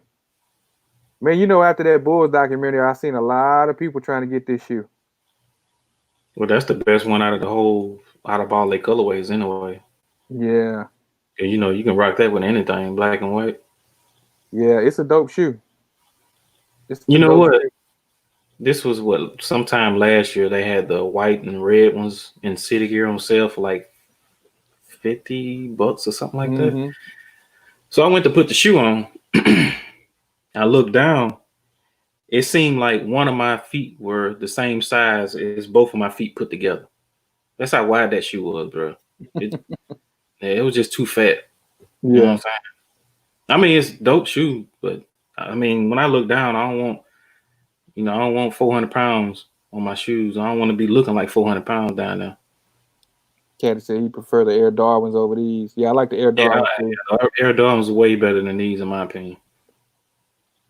We're going to number 41, the Adidas Top 10. There you go, Q. Rick Barry, worn by Rick Barry. That's a Detroit staple right there, baby. That's that exact colorway right there. That's it, huh? Yep, that exact colorway. That's the original colorway. Now I know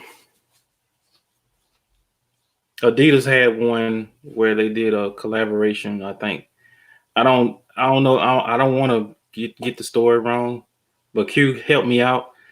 Ty Mopkin had a collaboration with the Top 10 and the city of Detroit that he put. I want to say he put.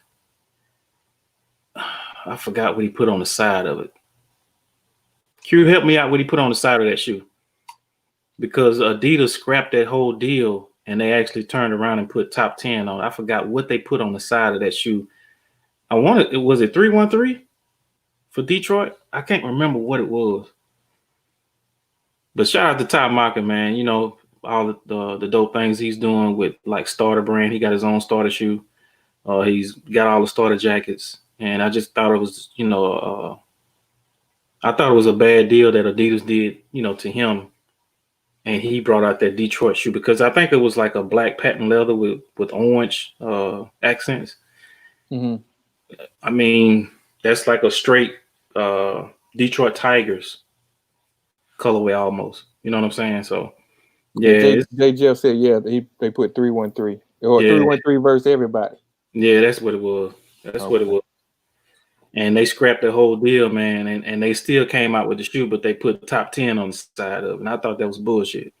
You know what I'm saying? So the caddy said no, he didn't. He wanted to, and they stole the idea and put 313. Yeah, he got. That's why I say I ain't want to tell the whole. I ain't want to tell the story wrong. But yeah, that's exactly what they did. Like I said, they brought the shoe out and they put top 10 on the side, and he the one came up with that shoe, that design to that shoe. And he did get robbed of that shit, bro. But shout out to Ty Mopkin, man. Y'all check him out on IG. I think he's got like his Detroit Spirit line on Foot Locker right now. So check him out on footlocker.com, man. Dope stuff he got going on. All right, we got number 40 coming up. The Converse Pro Leather, worn by the Doctor Julius Irving. We need OG for that one. I think OG like that shoe right there. That reminds me of a blazer, a Nike blazer. Yeah, it does. That's exactly what it reminds me of. It does. Classic shoe once again. Moving right along, number 39 is Nike CB 94, Charles Barkley.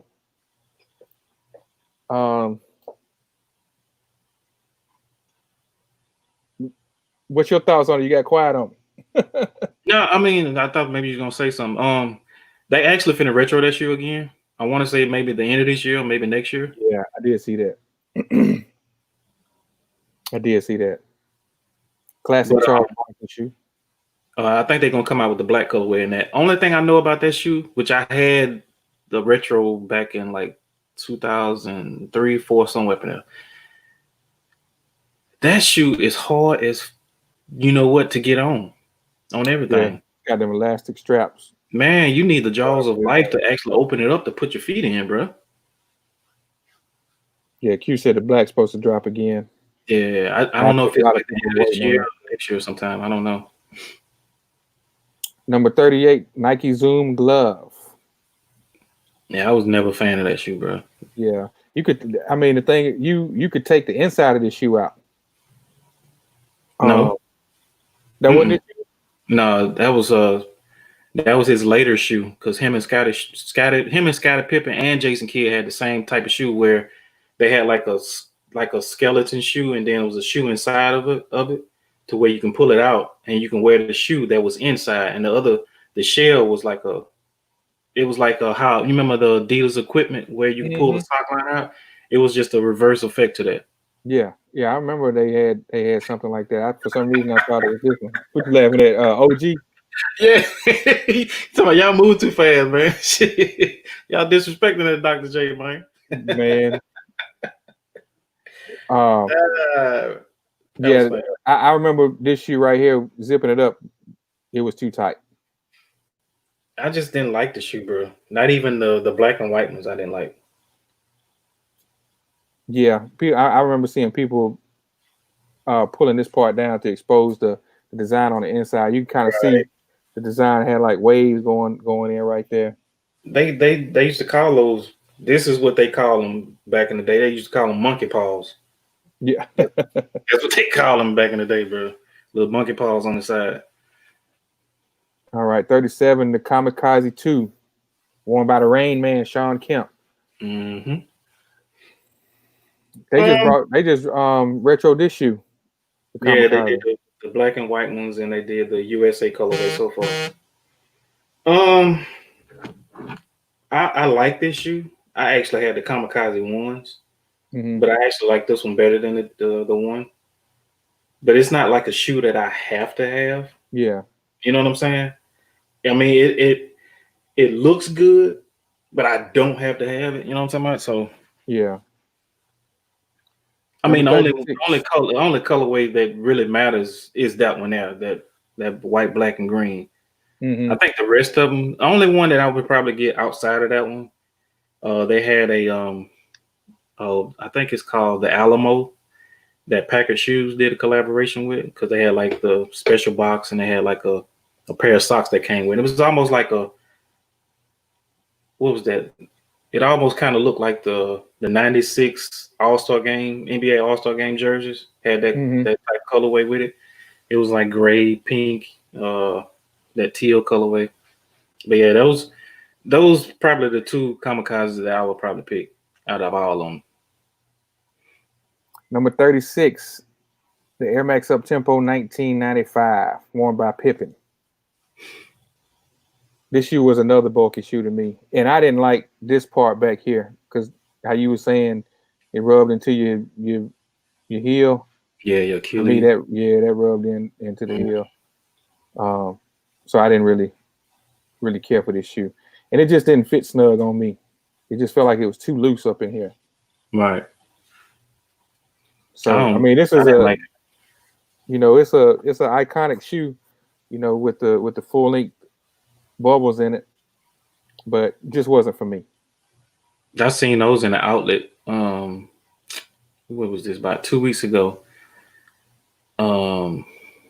It seemed like they was trying to get rid of everything in there for like they already had it low. Then it was like another 20% off. So I think it was like, was it $69 or something like that? Then you get 20% off that. But the line was so damn long, and I was like, nah, I'm not finna worry about it. So I just kept it moving. Which it's not something I gotta have. Number 35, the Jordan 14, the last shots. This shoe was a dope shoe to me. Felt pretty good. Very iconic. From the, just for the last shot. That's not called the last shot. That's not called the last shot. That's called the push off. Call it what you want. That's called the push off. Yeah, modeled by the Ferrari 550. Byron Russell went one way and Jordan went the other way. Like, hey, how you got over there so fast, bro? Oh man, quit hating, bro. Number 34. These need a retro. The Garnet 3s. That was probably the best Nike shoe that he had. Yeah, I agree. And you know what that reminds me of? What's that? That reminds me of the Penny 2. Yeah. Just the shape. They were kind of modeled, like each other. You know what I mean? Especially with the air in the heel, and just the design. It definitely is modeled after that, after the Penny. But yeah, this was a dope shoe. I think they should retro this shoe. Yeah, you get that with an old school Timberwolves jersey. Oh yeah, you in there, like Greg from Everybody Hates Chris. You so in there. You said she balled in them KG3s. Yeah, those was shit right there though. 33, the Zoom generation. You know what?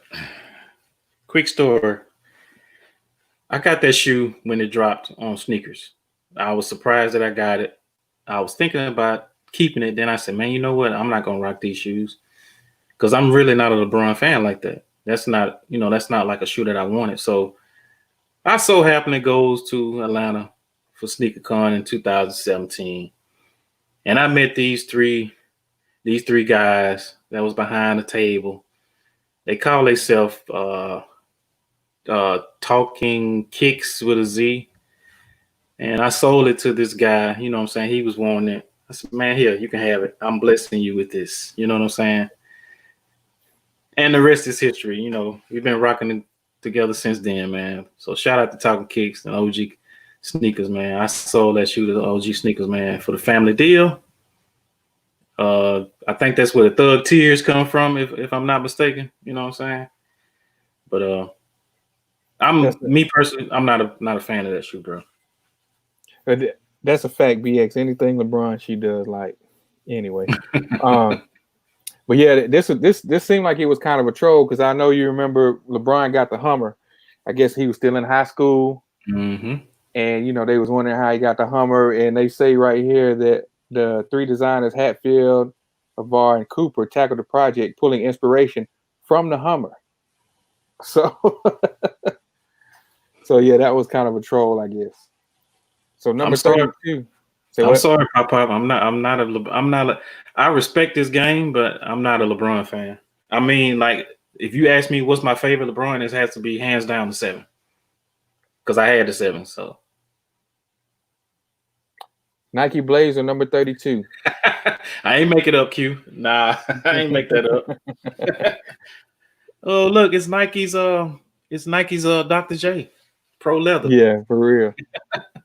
The very first basketball sneaker, Nike basketball shoe worn by Portland Trail Blazer, Geoff Petrie. Who? Geoff Petrie. Who? Okay. Man, look how fat that Nike sign is, though. I know, right? But yeah, first basketball. Next, 31, the Jordan 13. AKA people call him the He Got Games. This is a dope shoe. This was, I think, this was when Jordan became Jordan Brand with this shoe right here. So I guess this was when he started running the company, 1997. Mm-hmm. That's when he transitioned from the Nike boxes to the Jordan Brand boxes. The silver boxes with the little small red Jumpman on top. That's facts. Yeah. It was the year of the Rabbit 7s and those. He came up on me. I think OG owed me some more money. Give me my money, please. Chris Neely, what's good, bro? Appreciate you coming in, bro. Yeah, that to me, this is a classic shoe, a dope shoe. And then favorite 13, right quick. My favorite 13.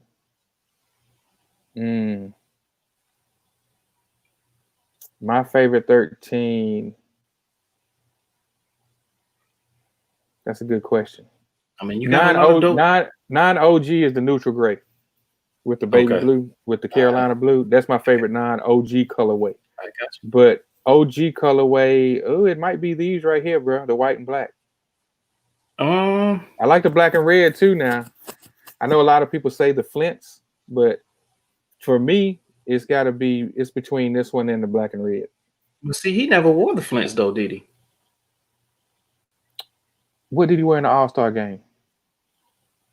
No, he wore these in the All-Star game. 1998. That was his last All-Star game, remember? He wore these. That's what he wore? Oh. Yeah. For me, non-OG, it'd have to be the 2004 Wheats. Oh, yeah, that's a dope one, too. OG, it'll have to be the Breads. Yeah, them Wheats, I forgot about them Wheats. I need me another pair, but, they're hard to find. When you find them, they tax them. Number 30 is the Nike Huarache 2K4. This is another classic. Shoe was ahead of his time, bro. Mm-hmm. Ahead of it. Even though it was 2004, I mean, because you got to think they modernized that 1992 Flight Huarache. And they put a lot, man, that shoe is comfortable too, bro. Yeah, it is. Very comfortable. It is. This is a dope classic worn by Kobe. I think he wore this in the free agency when he was a free agent. I think that was when the All-Star game was in LA 2004. Mm-hmm. Yeah. That's dope, man. That colorway is even dope. Ooh. Yeah. Ooh. Number 29, LeBron 8. Ooh. This is a lot of people's grails right here. Yeah, I bet it is. Yeah.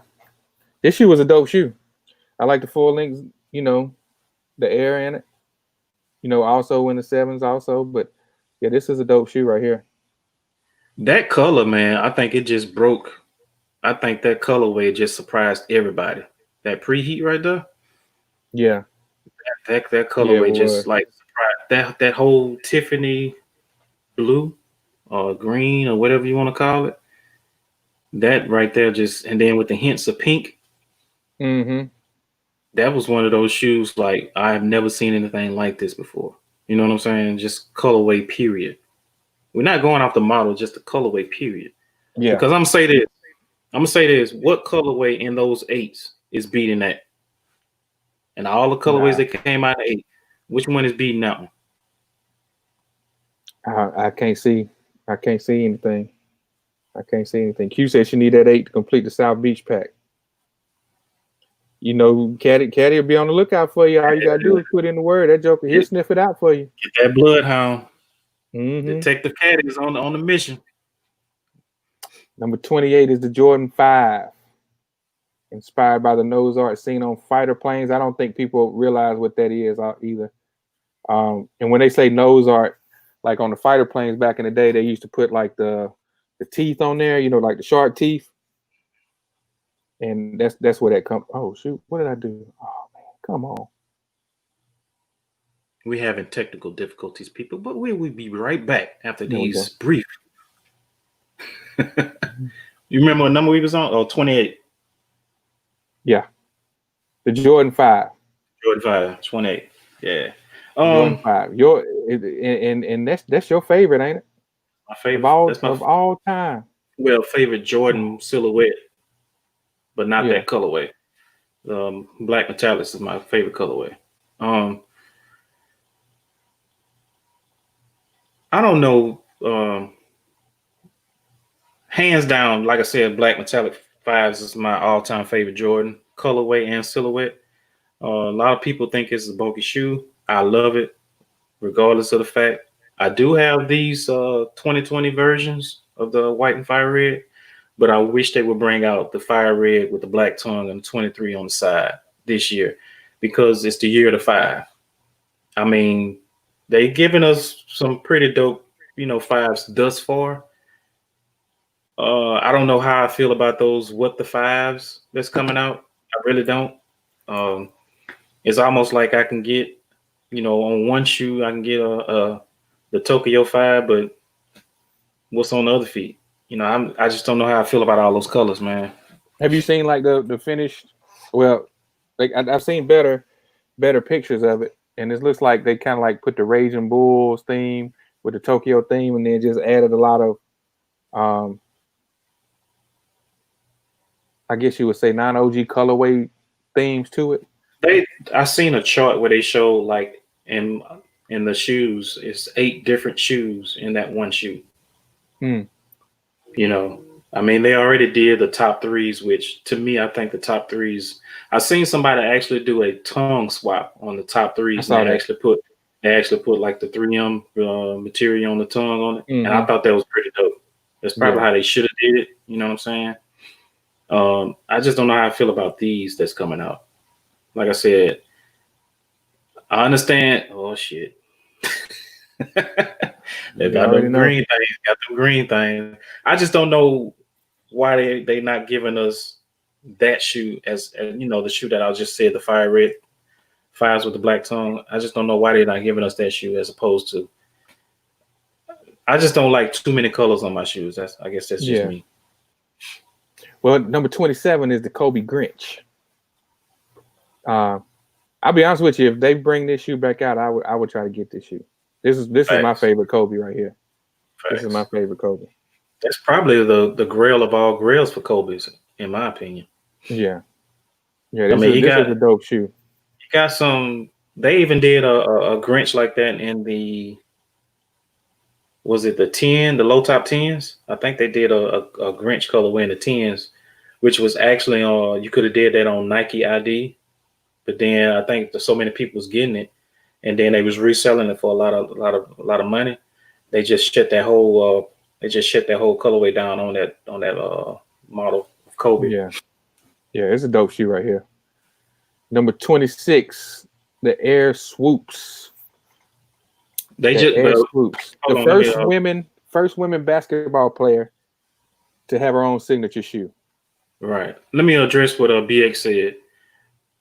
Because they know that people will be sitting here reselling this man's shoes for a crazy amount of bread, bro. That's probably why. I mean, well, I think they haven't done like a mass release, but I know they've released a couple of shoes on a regular Nike website, but I don't think it's been like anything iconic or anything like that. Not like a major retro or anything, but I think they released a couple of Kobe's, just just some basic Kobe's on the website. Right. But go ahead. But yeah, this was groundbreaking right here. The first female to have a Nike basketball shoe. And this was a dope shoe. Cheryl Swoops, she was a beast. You know what I'm saying? A beast. First woman player to sign a WNBA contract. It said, Swoops and the sneakers, it carried the game to new heights. That's a fact. Yeah. That's a fact. I don't like this one per se. I like they did a recent retro maybe a few years back of I want to say it was the Cheryl Swoop 3. I might be wrong. But they did a retro of that, and I like that one a little better than this one because this one here reminds me of the Jet Force because of that strap shroud right there. That's what it reminds me of. Yeah. Yeah. Q said Lisa Leslie and Cynthia Cooper shoes were better. They was Q. They definitely was. I mean, but it was still groundbreaking, like Hop said, as far as for the first woman to actually have her own signature shoe through Nike.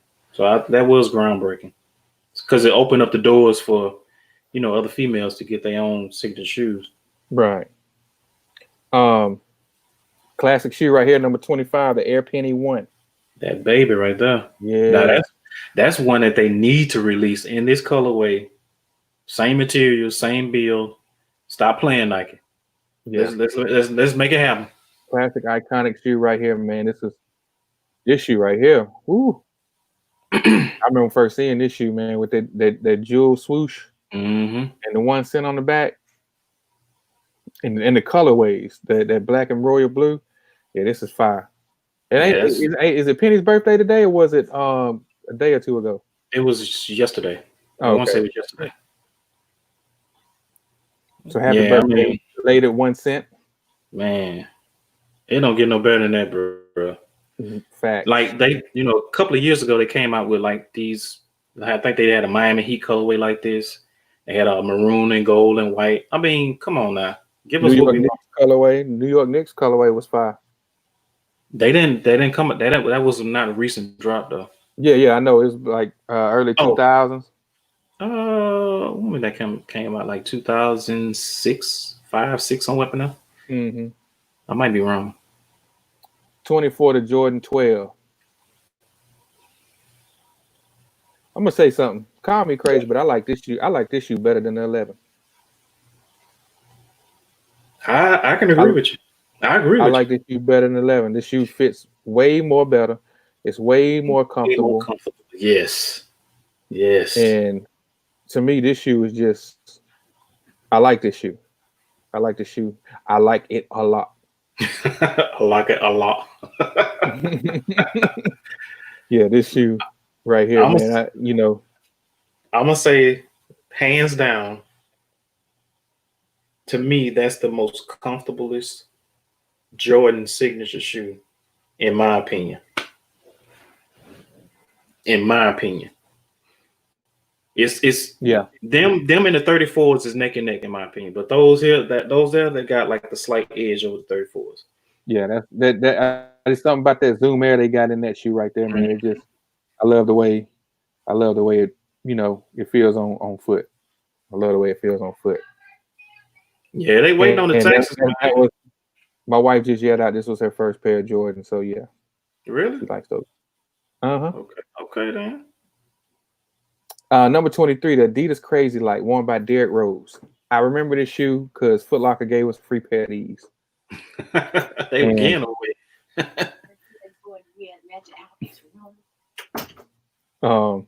Yeah, Adidas Crazy Light. I guess, did you hear that? I didn't hear it, but I heard it.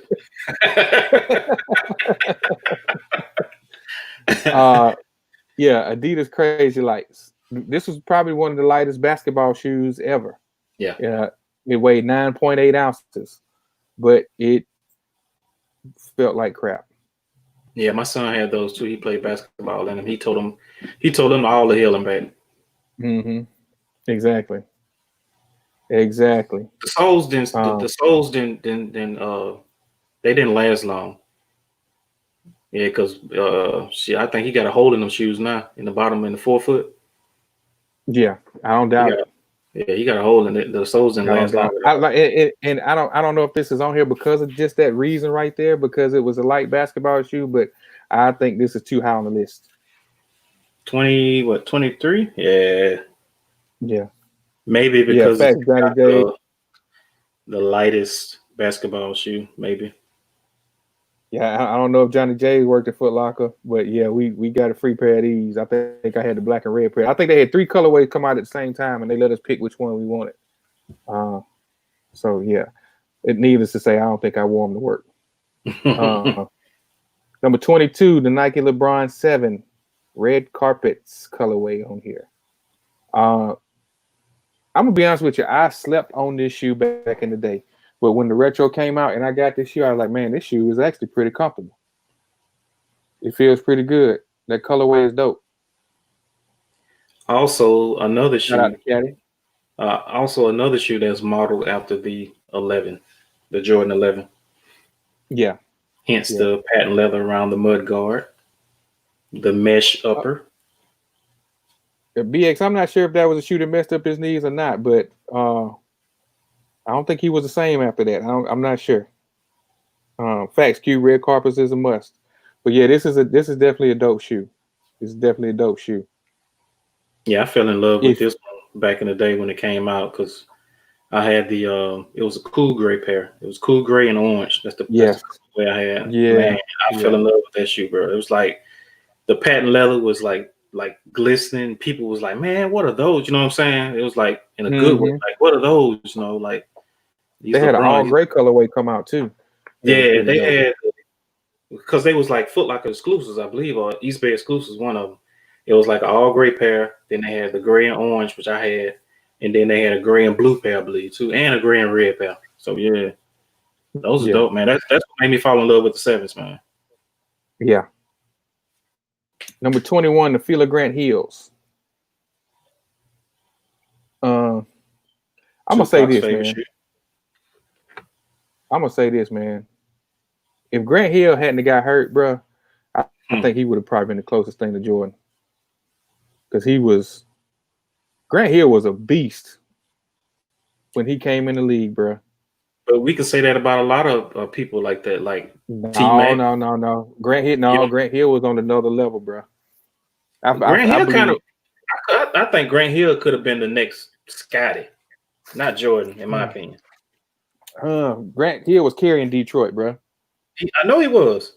I mean, I know that. Detroit. But he was more like a point forward, just like Scotty. You know what I'm saying? True, but I don't know, man. His scoring ability was off the chain. And I don't know, man. Grant Hill, man, he was off the chain, bro. I didn't see nobody really being on his level. And he ain't been like I said, that's just my opinion. Yeah, since he started getting hurt, yeah. But and man, I think he really got back to like being, I guess, healthy when he was in LA for the Clippers, or he was either LA for the Clippers or the Suns.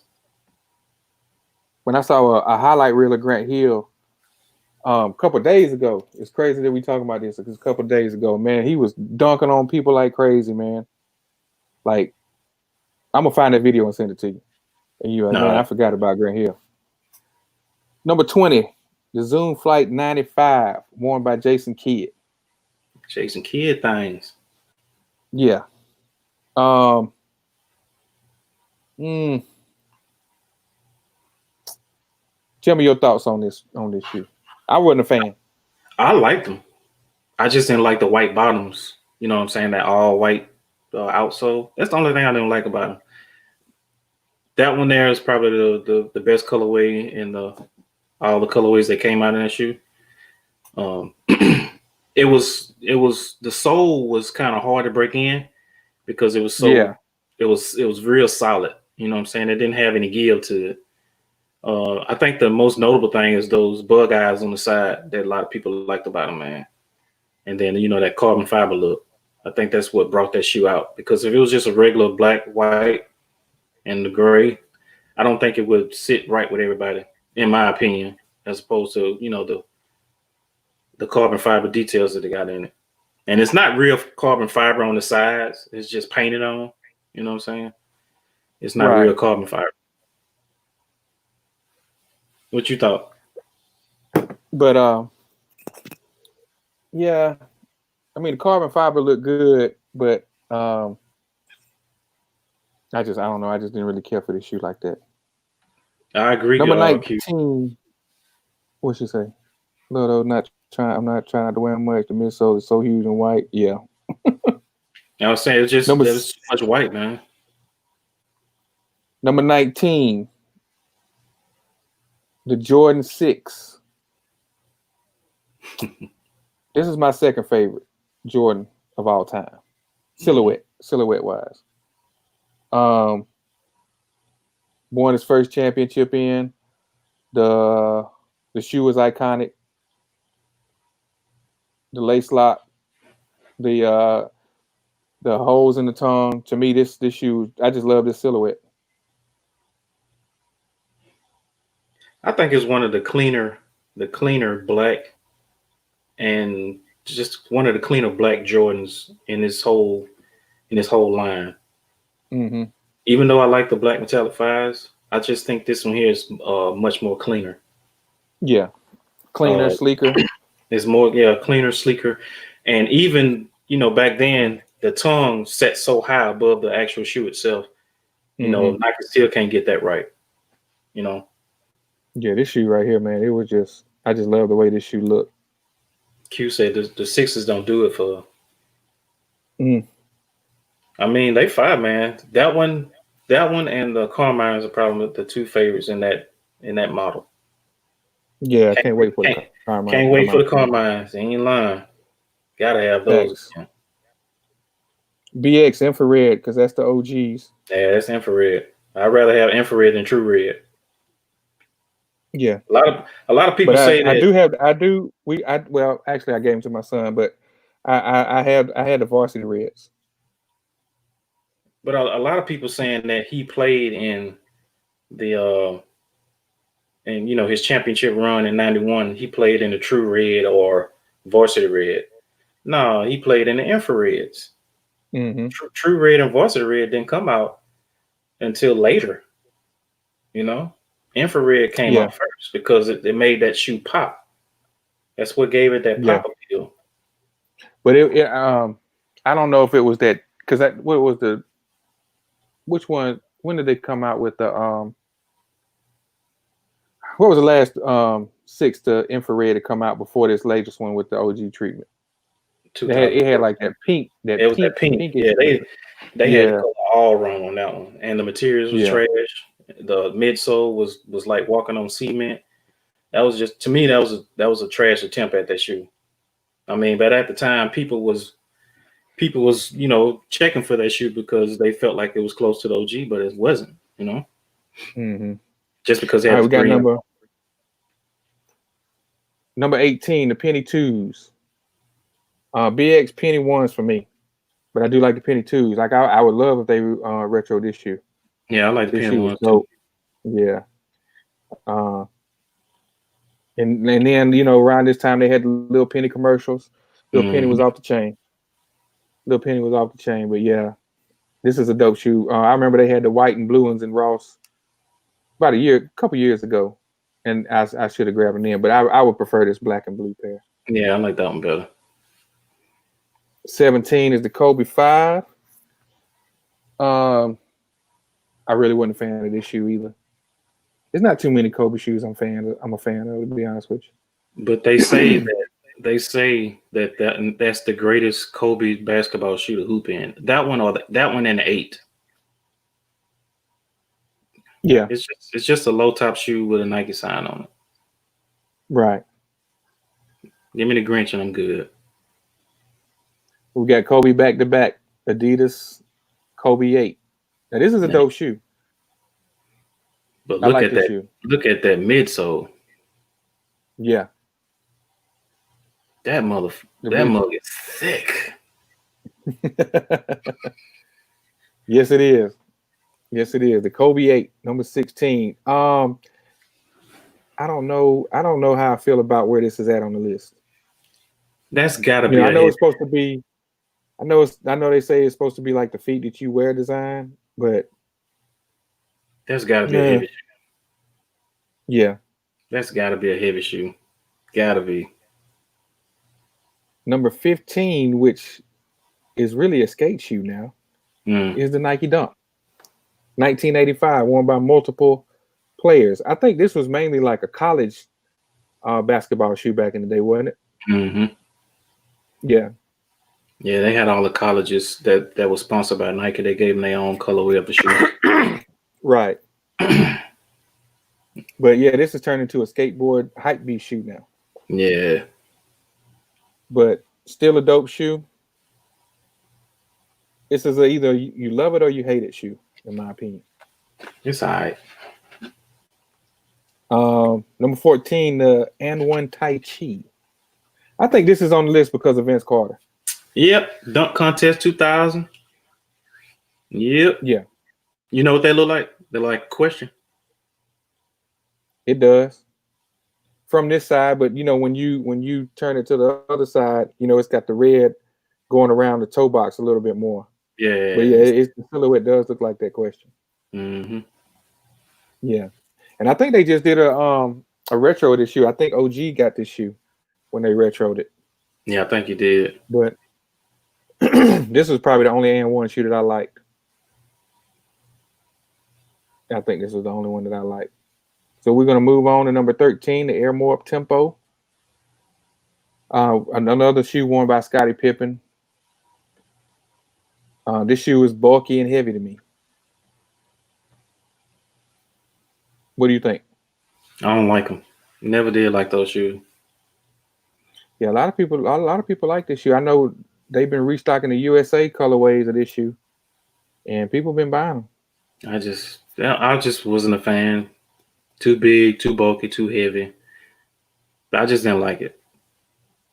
Didn't like it. Number 12, the Puma Clydes. Shout out to Juice Puma. Yes, sir. Puma Bros. Yes. Clyde, he was Clyde Walt Frazier, probably one of the freshest NBA players ever.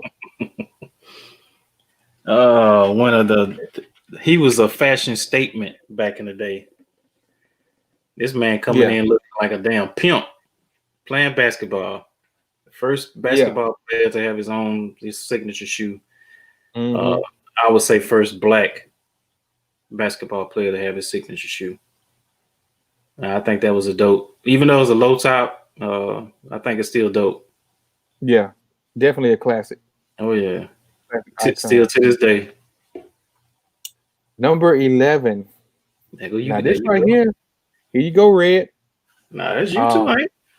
Yeah, this is my favorite Jordan ever.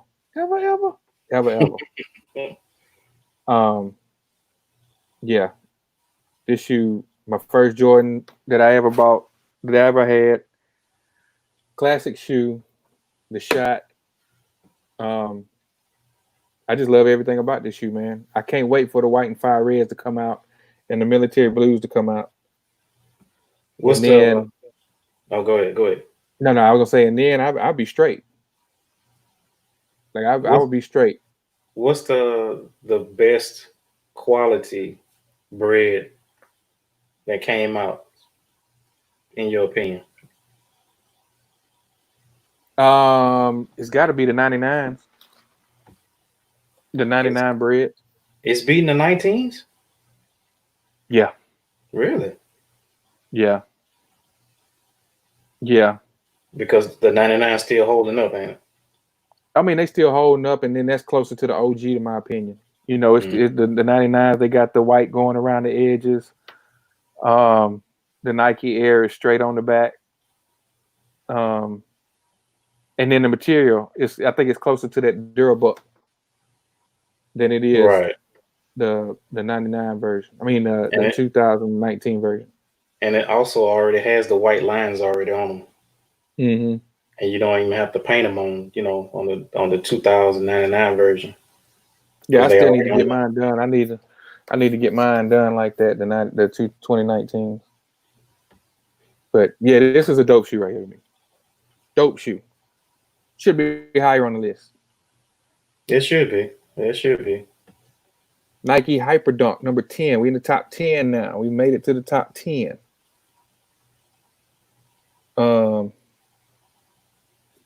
Yeah, Nike Hyperdunk, worn by Kobe.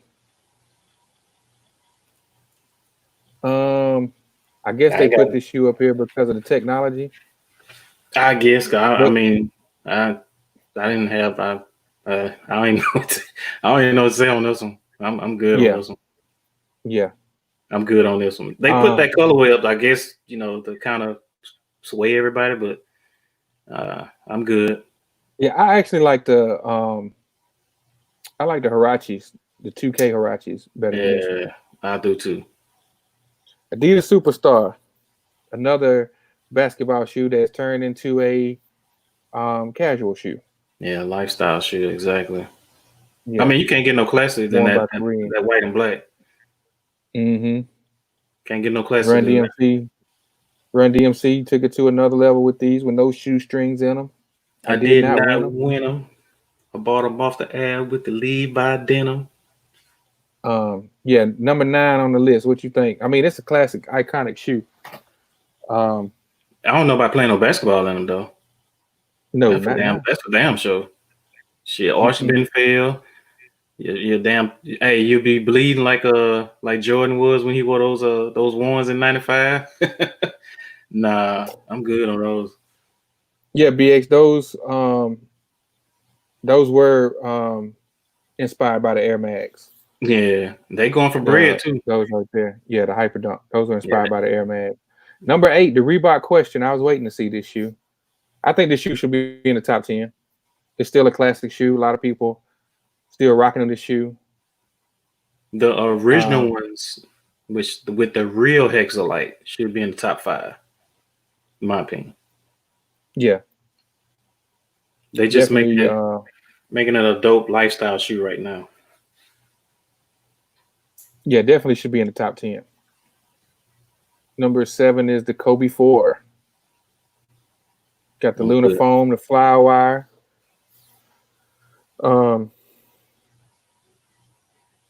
Low top basketball shoe. I'm good. Yeah, what they say right here said the past season, 104 NBA players wore the re-release version. I'm good. Number 6, the Jordan 3. Okay, let me ask you a question. Right. Which one is more iconic to you, the Jordan 3 or the Jordan 1? You won't put me on the spot. All right. Okay, it's gonna be a 2-part. I'm gonna make it quick. Chad, answer that question too. Jordan 1 or Jordan 3? Which one is the more iconic shoe? My opinion, the 3, and the reason why I say 3 first, because if it wasn't for the 3, none of this sneaker stuff would be going on right now. But the 1, because it started him with Nike. So I would say the 3, in my opinion. It's the 3. It's the 3 because if he would have left Nike, none of this sneaker stuff would be going on right now. We wouldn't be having all these displays, these shows, and all this other good stuff. I mean, the 1 started it, but the 3s changed the game, in my opinion. I agree. I think 3 is more iconic too. You know what I mean? This took it to a whole nother level. You know what I mean? They took the swoosh off and, put the Jumpman logo on there, because this was the first shoe to feature the Jumpman logo. Mm-hmm. And I mean, that elephant print on there. This shoe was just, with the the see-through airbag on it. This was it right here, bro. This was the shoe that made me really notice Jordans, because I remember a guy in my church had these shoes on. Not this colorway. He had the white, the white and blue pair. Oh, the white and blue pair. Yeah.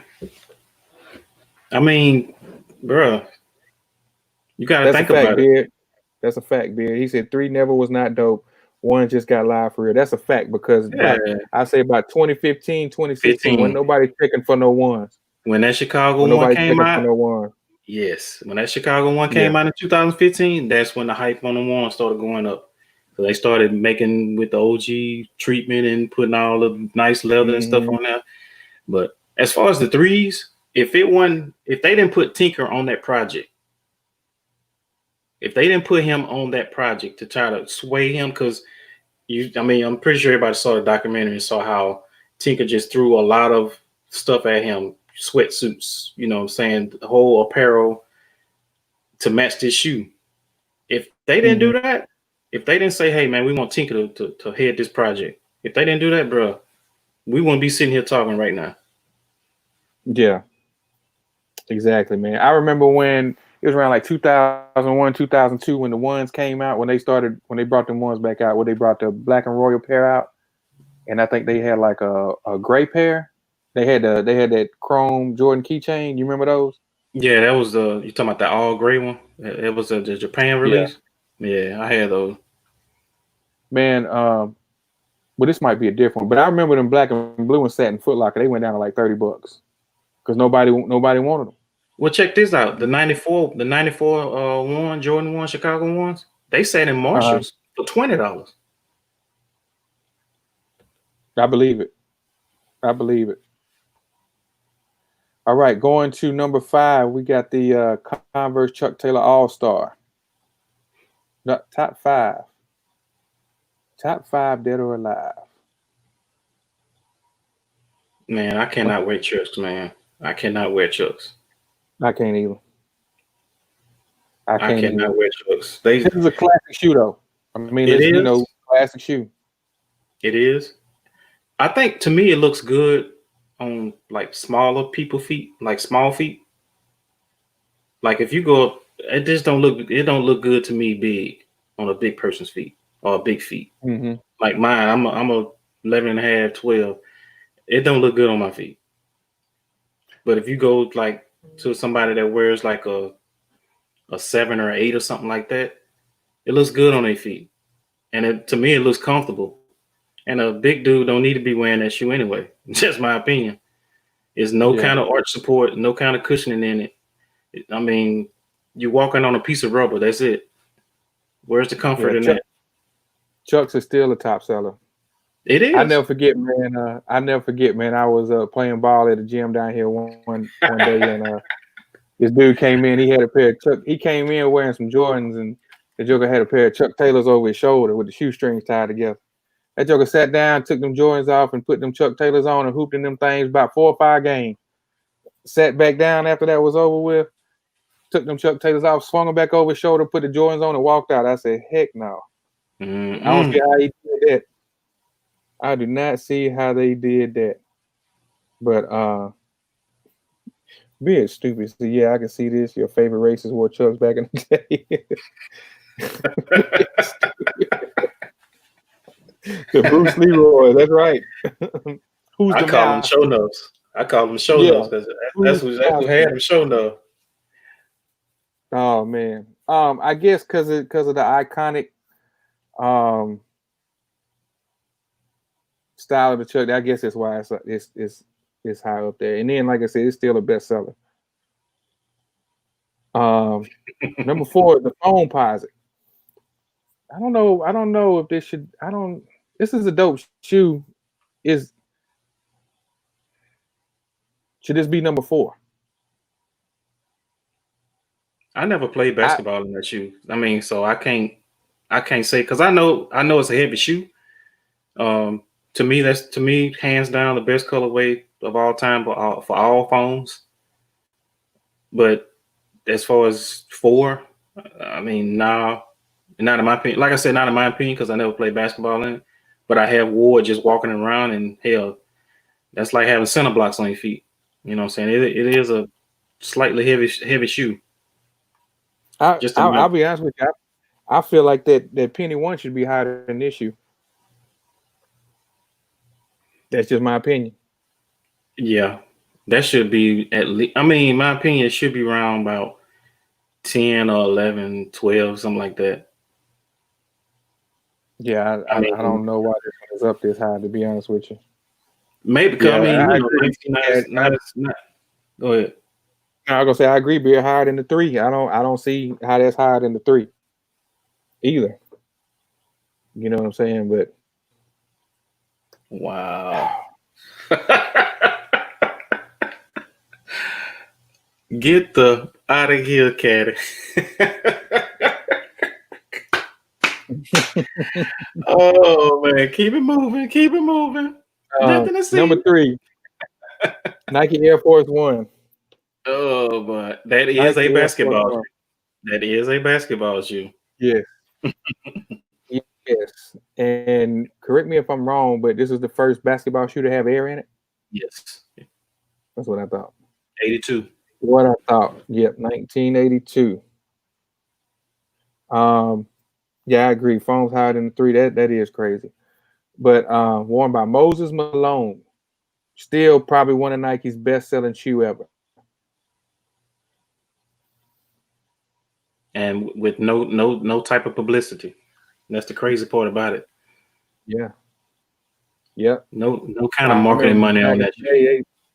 They had all kind of flavor. Man, you couldn't buy it. You couldn't find Air Force Ones anywhere. Yep, you couldn't find them anywhere. White on whites is probably still the staple though. Number 2, the Jordan 1. Here it is. Everybody's loves ones now. A sleeker version of Nike Dunk and Airship models that laid the blueprint for the industry's signature shoe formula. That's probably why it's this high on the list. I would like to see them do that Airship and that bread colorway. I know they're not going to release it to the public to where it's like a general release. They're going to probably do, if they did do it, they'll probably do it to how they did that pack for All-Star Weekend. You know what I'm saying? Which to me, I think they dropped the ball on that one because they didn't even put it on Sneakers App. Yeah. You know, for the purists that actually wanted that. Yeah. Nike didn't want to do all that shipping, that big box. That's what it was. Yeah. I mean, yeah. So I guess everybody knows what the number 1 shoe is. The Jordan 11. Would we say this is the most iconic shoe ever? It's the most recognizable shoe because you have people when that shoe released around Christmas time, you have people that don't even buy sneakers like that be in line trying to get that shoe. So yeah.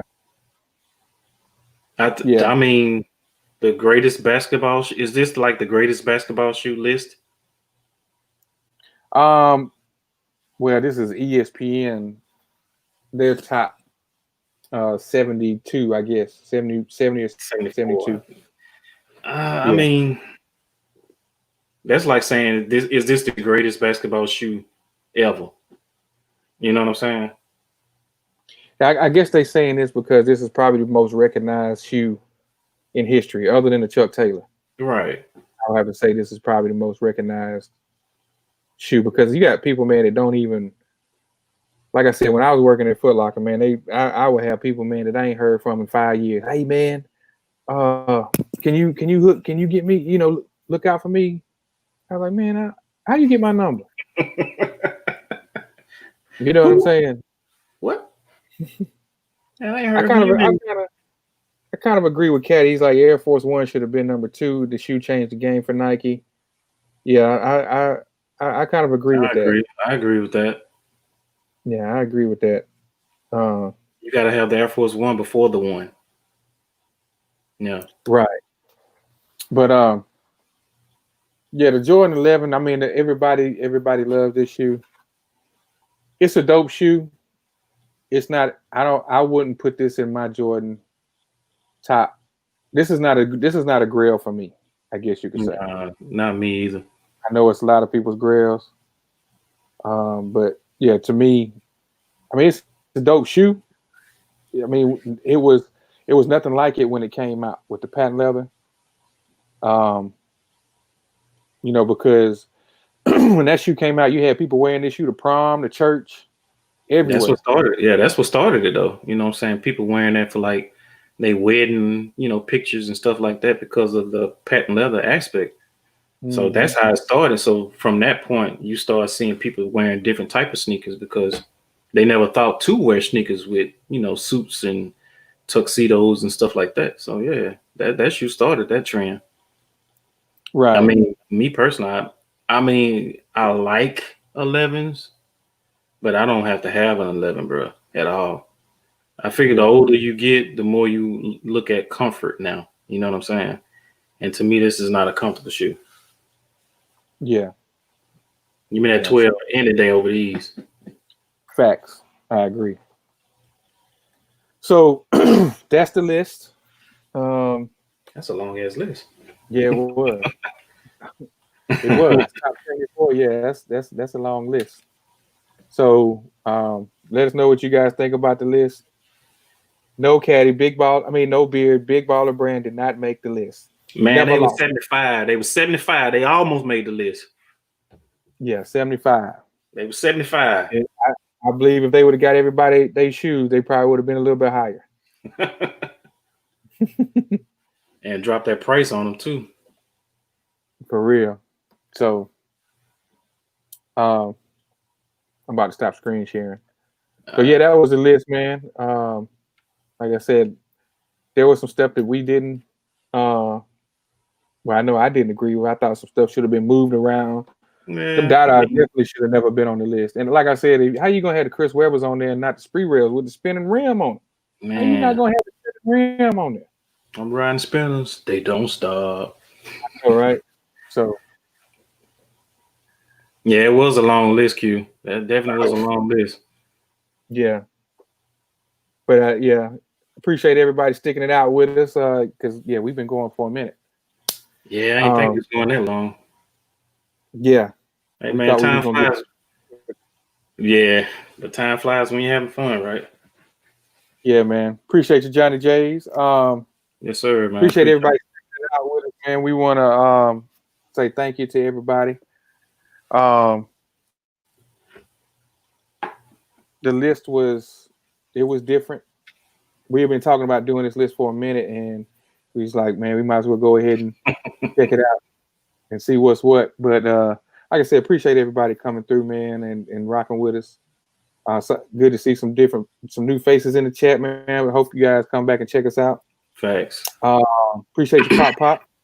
Pop always showing love, man. We appreciate that, man. Yeah. And shout out to everybody else in the chat, man. Thank y'all for coming through. Long episode. And yeah, that's pretty much it, man. I want to give a couple of shout outs real quick, man. Let us know in the chat, Beard Caddy or OG if y'all still in there. Let us know if y'all having a show Wednesday. If you're not following Talking Kicks, follow them guys. Make sure that you are following Beard Jedi, Lift Heavy. Appreciate you, GTC. Yes, sir. Make sure you follow Beard Jedi, Lift Heavy. Beard got some dope shirts. You don't have to lift weights to rock his shirts. Not at all.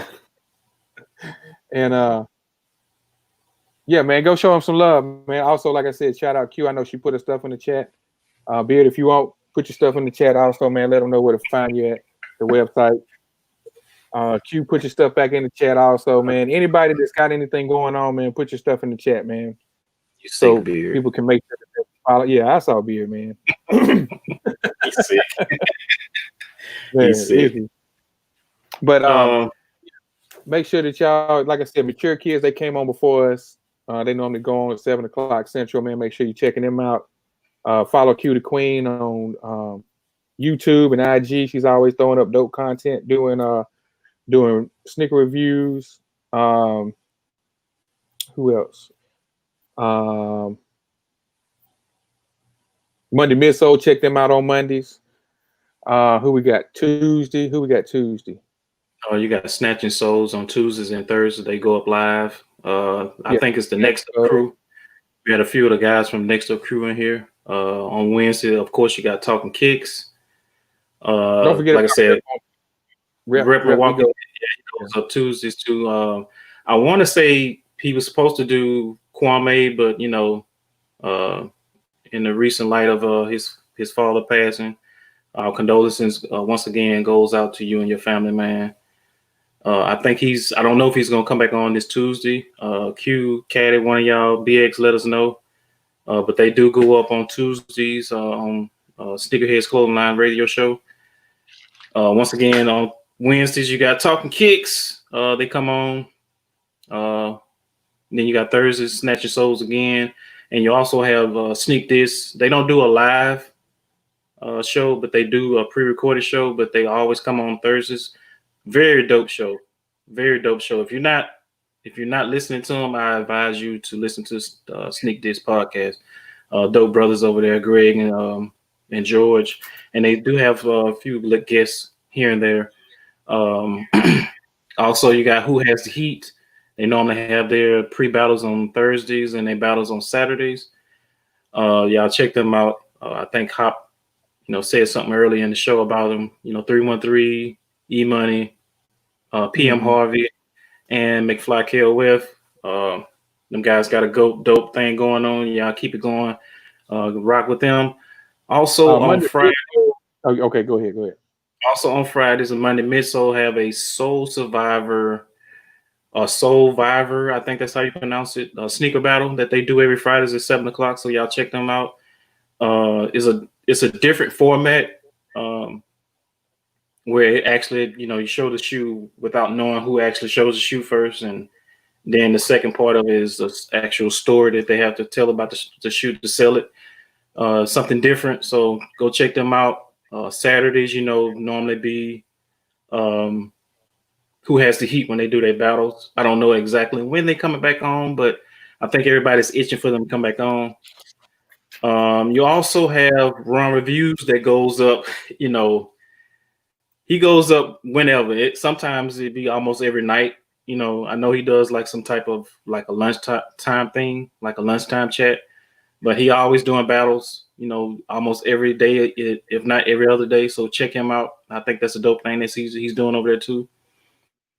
Who else we got? Anybody else you can think of? I mean, it's a lot of people that I listen to, but we shouting out the people that are live. I also listen to the Soul Survivors. I listen to the Heat Hoarders. I think they out of Arizona, I believe. Soul Searching Podcast. You got the Sneaker Box Podcast. You got the Sneaker History Podcast. You got Sneaker Closets.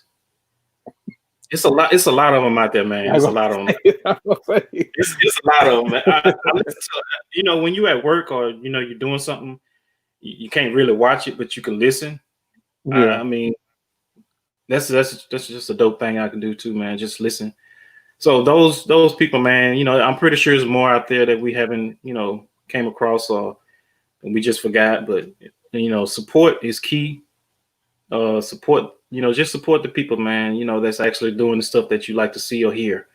Mainly sneakers. So with that being said, you got the champ over there. You see him. You got to play the music one more time. You got the belt upside down.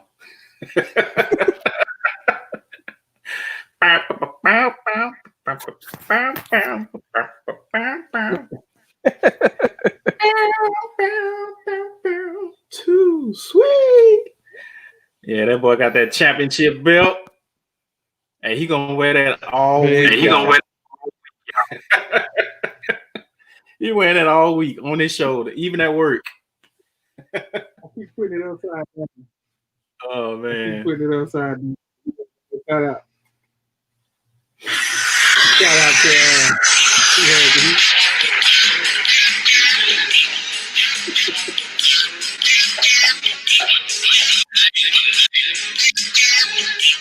That's why we call him Hollywood Hop.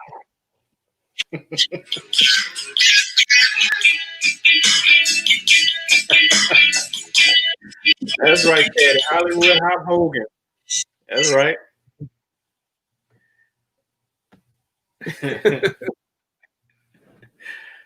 But shout out to everybody. Shout out to everybody in the chat, man. We appreciate y'all for rocking with us, man.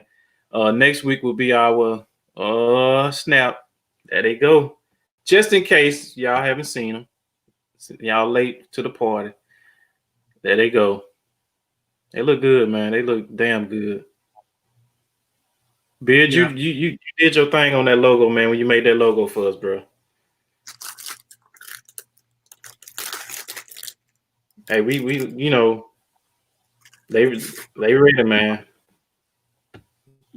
Be on the lookout. Sir. Be on the lookout. It's coming soon. Shout out to Beard Jedi, man. We love you, bro. Sir, man. Always. Always. With that being said, man, you know, we got the champ. We got the historian. Retro Talk, man. Y'all be good out there. Stay socially distant. Be safe. We'll holler at y'all on the season finale of Retro Talk Farm, man. Wear your mask. Yeah, wear your mask. All that good stuff.